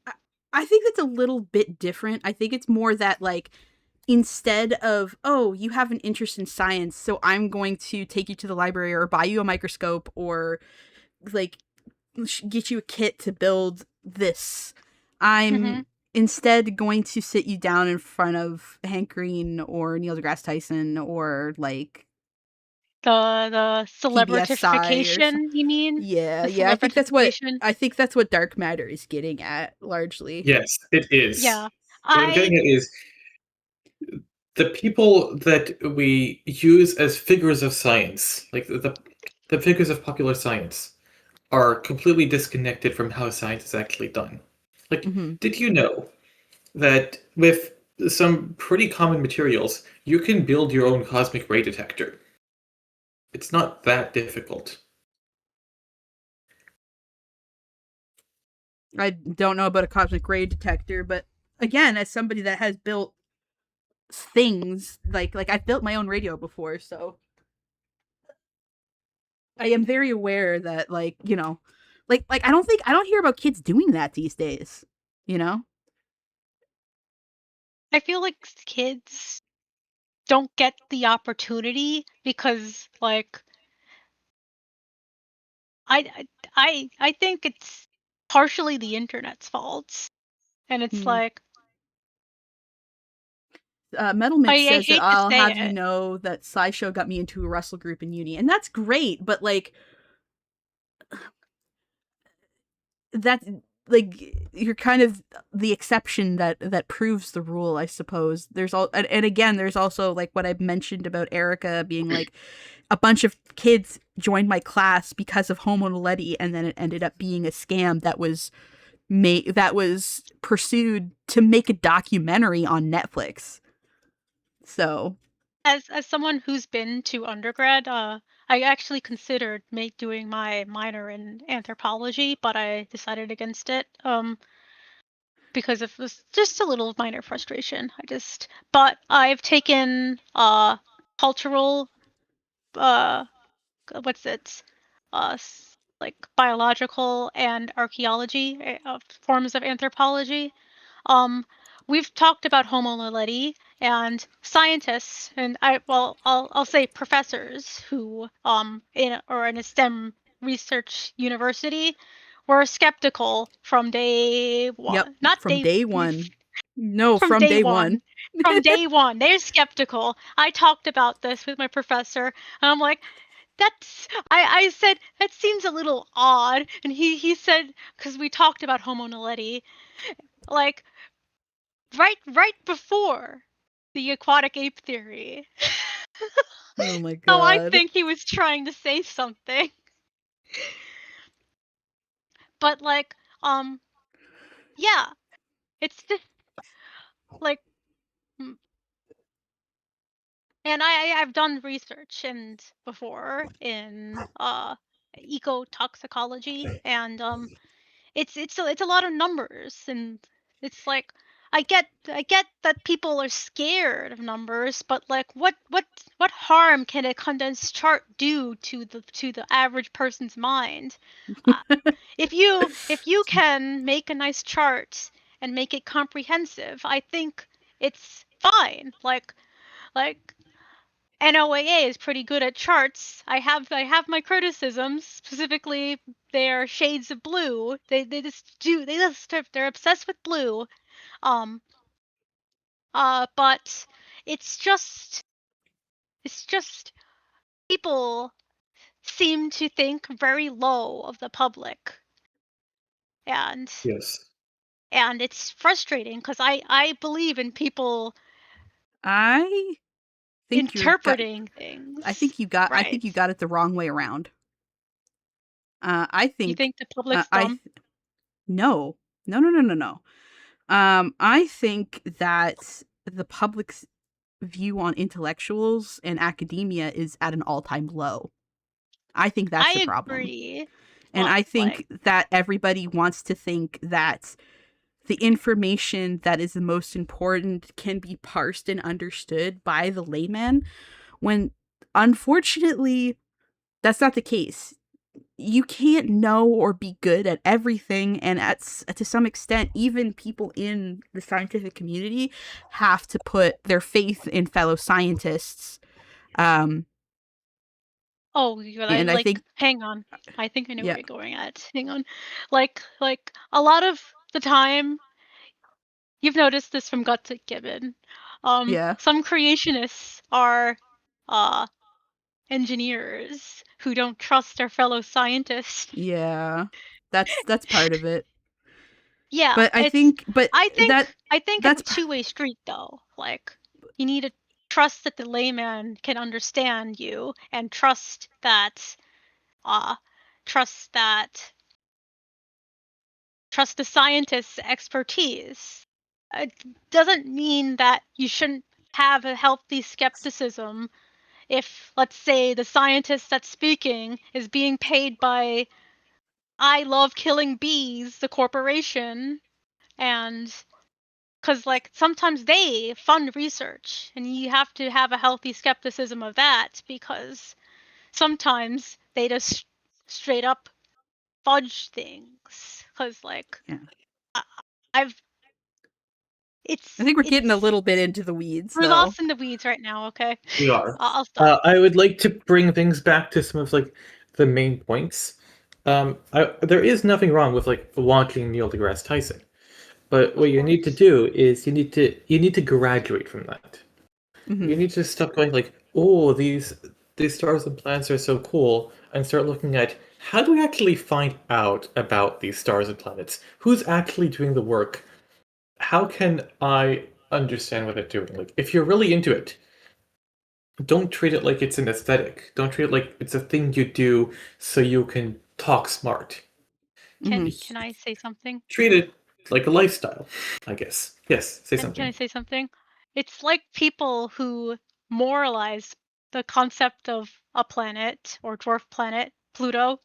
I just like the discourse itself pisses me off. It's just like, trust the scientists, please. But also, if you're like moralizing people for being sad about it, fuck you too.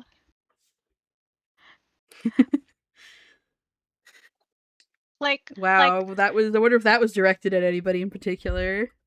Anyway, no, yeah, I mean, yeah, but yes, please continue, Dark Matter. The other thing I'd like to highlight is this absolute void when it comes to math communication.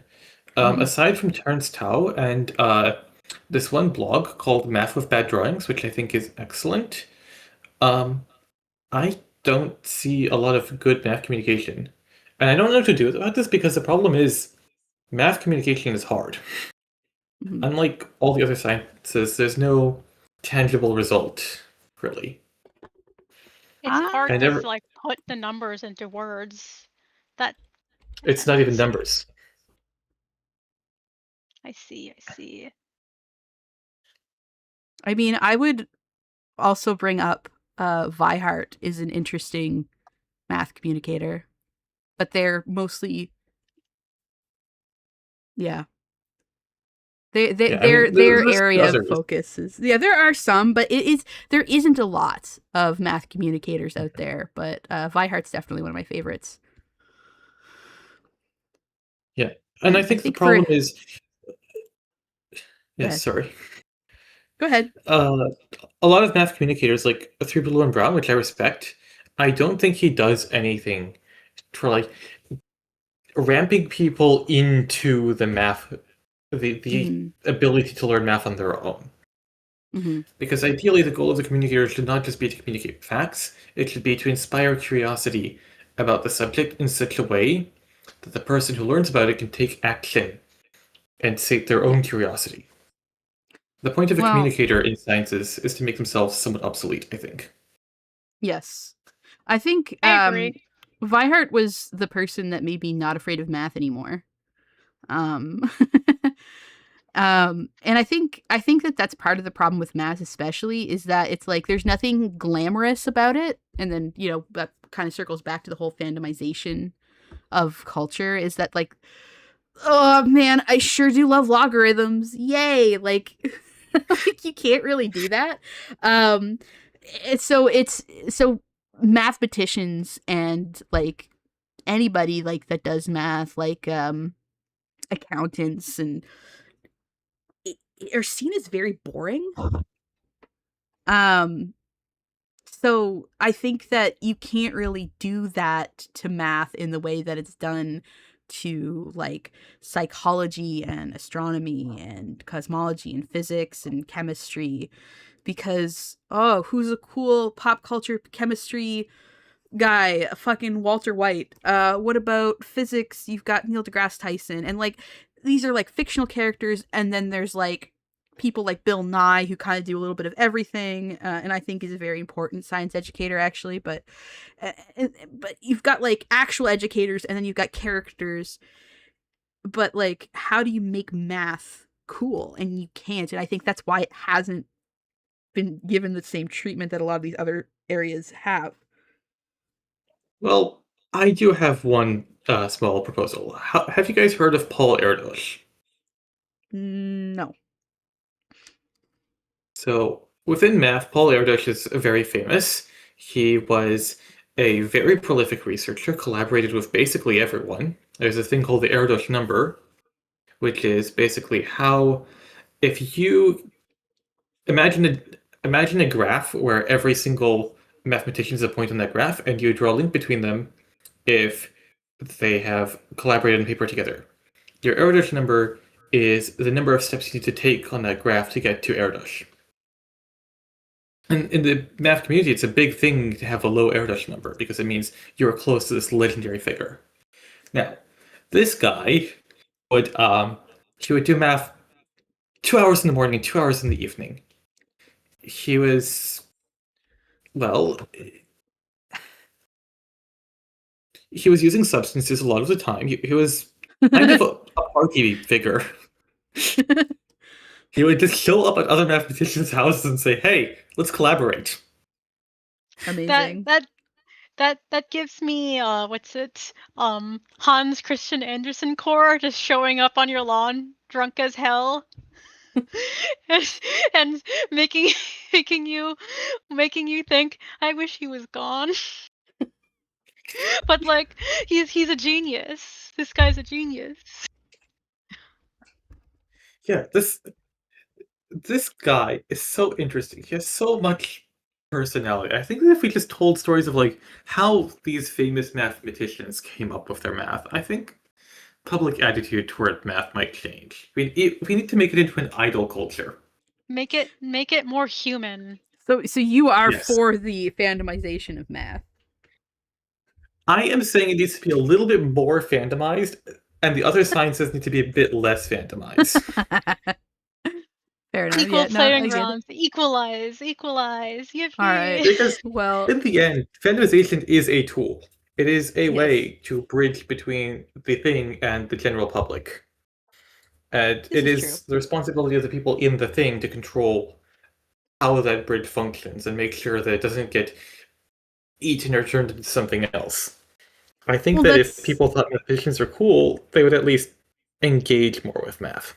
I think proofs are very cool, and I always enjoyed learning proofs.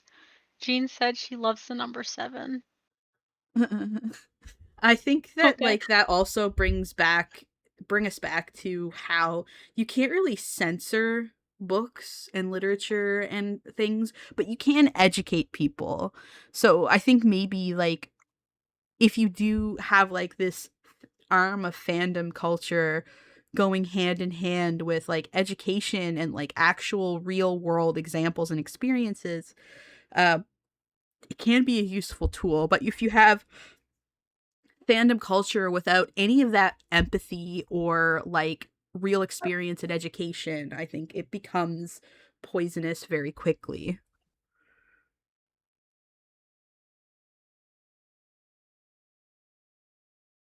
Hello? Can you repeat that? Yes. I spaced out. Okay. Yeah, I can, I guess. We're live, you know. I know. You need both I didn't have you anything to need add to your both. statement. Pardon? Yeah. I didn't have anything to add to your statement, so I was just letting it hang. Yeah. But no, you need both the fandom element and you need that element of empathy and education and real world experience I for it to agree. not go badly. I think making like I'd say what Dark Matter talked about, I think making math more approachable and more human helps, especially since if you did any historical research on Sir Isaac Newton, he was a funny guy. STEM people are very funny, and when people think like all STEM people are straight-laced stuffy little bitches, I think that is a toxic mindset. And we can be silly too, kind of stuff. Well, I think it's Math department because always has the wildest parties. I think Oh, I think it's because people want to think it's like, well, I'm interesting, but I'm not smart. I don't want to think of this person as smart and interesting because then I'm worse than them. Which, again, we're getting into like fannish kinds of identity and individualism and like the kind of narcissism that like fandom culture and our modern here we go leftist YouTuber whipping out the big words. It's the capitalism of it all and the individuality of it all, or individualism of it all. I wrote my final essay on individualism being rampant in our modern culture and compared it to the fact that the Epic of Gilgamesh had Enkidu and no other modern literature has an Enkidu. Well, in the modern story has an Enkidu. So I was like, it was a Amazing. comparative of a hero's journey in the modern setting versus the the first one. It's just, yeah. I just had to say that because I was very proud. I put my ship, my gay ship, in final essay. Your thesis. Okay. Jesus. We're going a little bit off topic. So, I think what I'm trying to say. Sorry for cutting you off, Spare, but I do want to stay a bit more on topic. A lot of sciences have let the fandom become completely disconnected from the people who are doing the work. Mm-hmm. Like, I wouldn't have so much issue with people turning science into fandom if the fandom were actually aligned with what's happening. Like, if people were all taking trips to CERN to go and see the giant particle accelerator, that would be cool. I would love it if more people did that. Real. But we don't have that. We have people, following Neil deGrasse Tyson. Like, he's a decent communicator, but that's not where the science is happening. Yeah, I don't think Neil deGrasse Tyson has made any breakthroughs. He's an educator and a communicator, and that's important, but he's not the one doing the work of the researching and all that stuff. I think there is a role for educators and communicators, but like I Obviously. think a lot of obviously, but sometimes they overstay their welcome. Not that I mean that they're always necessary, since they're always going to be like children, like who are curious. But I think what Dark Matter went at with people just stopping at the educator and just never leaving. Yeah. Yeah. Because Dark Matter has, sure, we know lots of science communicators, but how many of the people that we know are actually actively doing research and in the field right now? I want to apply to do research again because I actually really enjoyed it. Yes. I'm sorry. I basically just opened with this conversation with, oh, so you like science? Name 5 scientists. Name a You woman. did. Name a woman.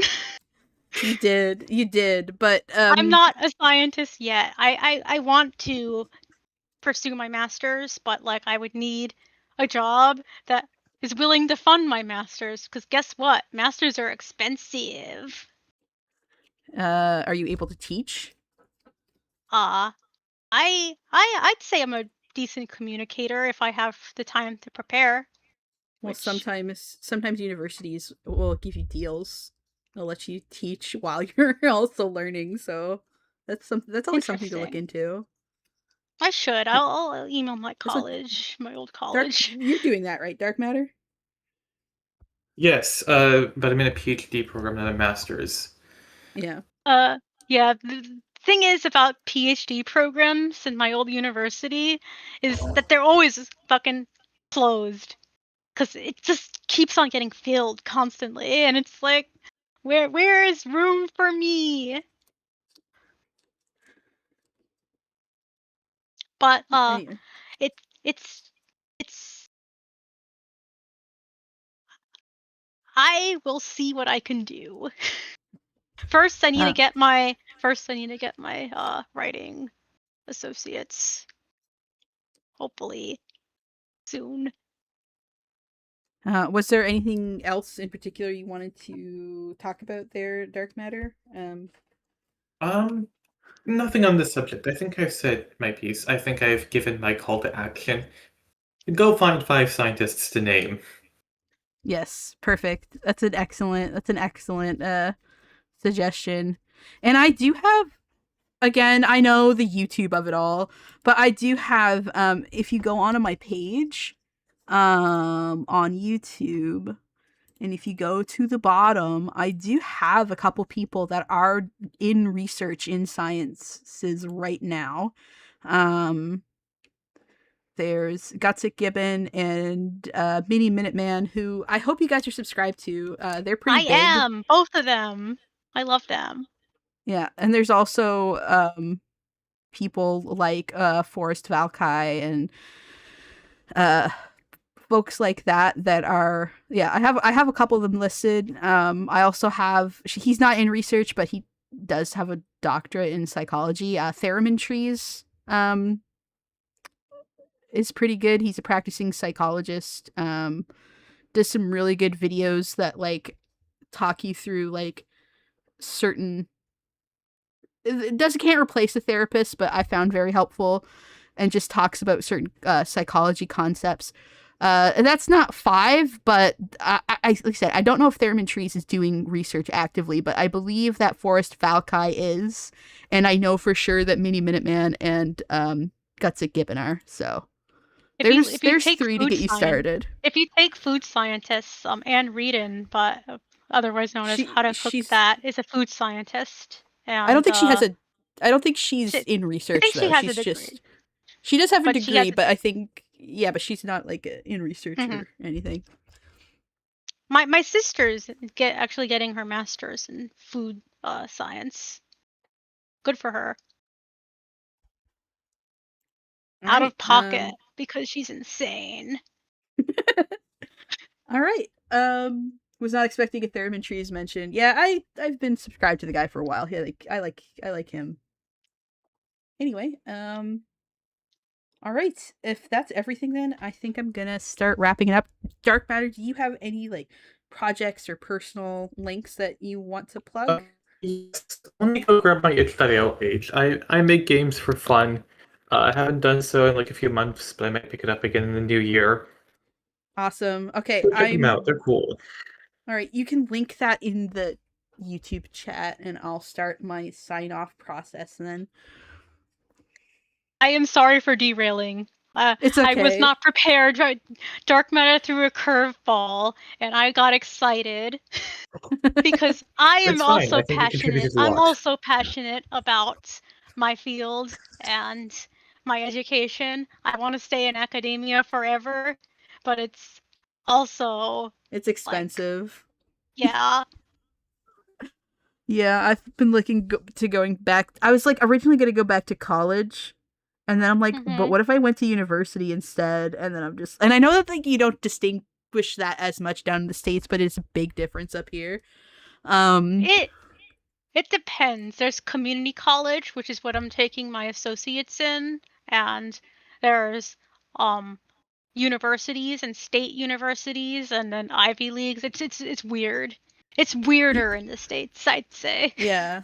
College is like I'm going to go to here and I'm basically going to be getting one job from this, whereas university is like this is where I'm going to get my degree and participate in academia. College isn't really, I mean, it is academia. It's complicated a little bit, like, and then there'll be like colleges that are part of universities.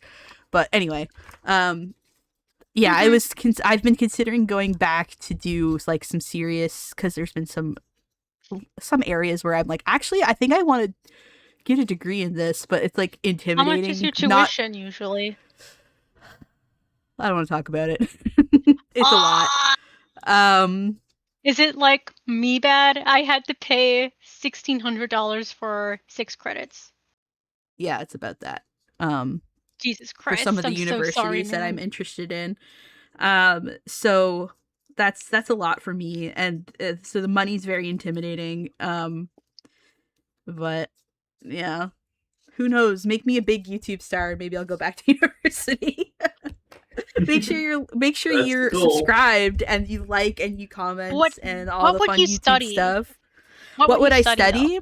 Yes. There's a couple different things that I'm interested in studying. One of them being rec therapy. A new nutritional science I'm interested in. And I'm really interested in like therapy and working with young and disenfranchised people, but I would like to be able to build my own program, basically, because I think that the things that I think that would be the best for kids, there's like a severe lack of that.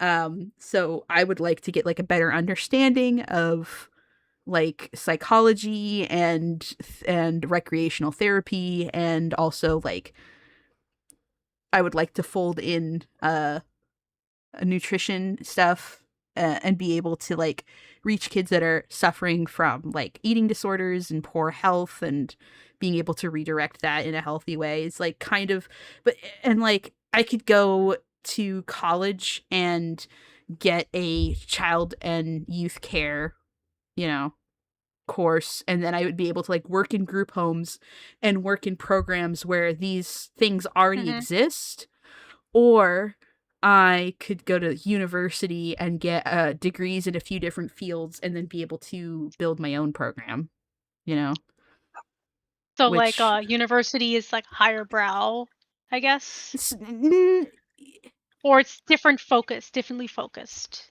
yeah, because if I was doing that, I probably wouldn't be the one running the program. I Whereas see, like I see. Okay. child and youth care, it's like I could be a social worker or a therapist, but I would probably not have the education to build my own um practice or something, you know? If that makes sense. Yeah, like my dietitian, like well, I haven't seen her in a while. She was a big help for me when I lost a lot of weight from health Mm. issues. So like I appreciate that people are interested in nutrition, and my sister's doing that too, unrelated to my failing health. All right, I'm going to boot you out because I am going to take one more guest for the night. So, thank you Oh, both for yippee! Okay. talking. Bye bye. Bye. They just left in the middle of talking. Uh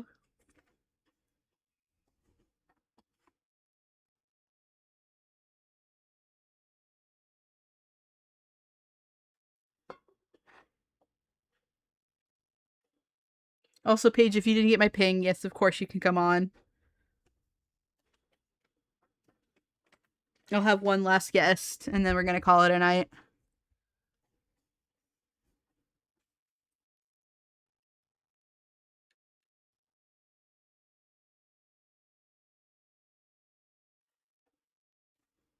Ahem. Unleash the Paige. Paige, come on, you come on, come on. Where are you?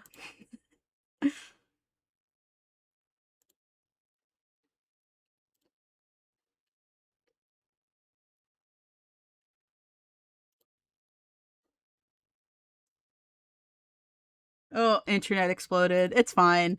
It's fine. It happens. All right. Well, I hope you guys learned something. I hope it has kind of encouraged you to step outside of fannish spaces and start interacting with things on a more less charged level, let's say, and we all kind of question our biases that we might have learned in fan culture and how it's impacted how we interact with the rest of the world. All right. Well, thank you so much for watching. And thanks to my patrons, Paige, Harvey, Hummus Mohammed, Lee Skilly, Fiona Boggle, Space Frog, Somnia Mastra, Dylan Rune, and Zephyr, Vex Fidel, Elias Taftisnian, Swampling Lover, Shira Veed, Garden, Not, Daily, and a special thanks to my staff, Martha, Squeakers, Boggle, and Sparrow.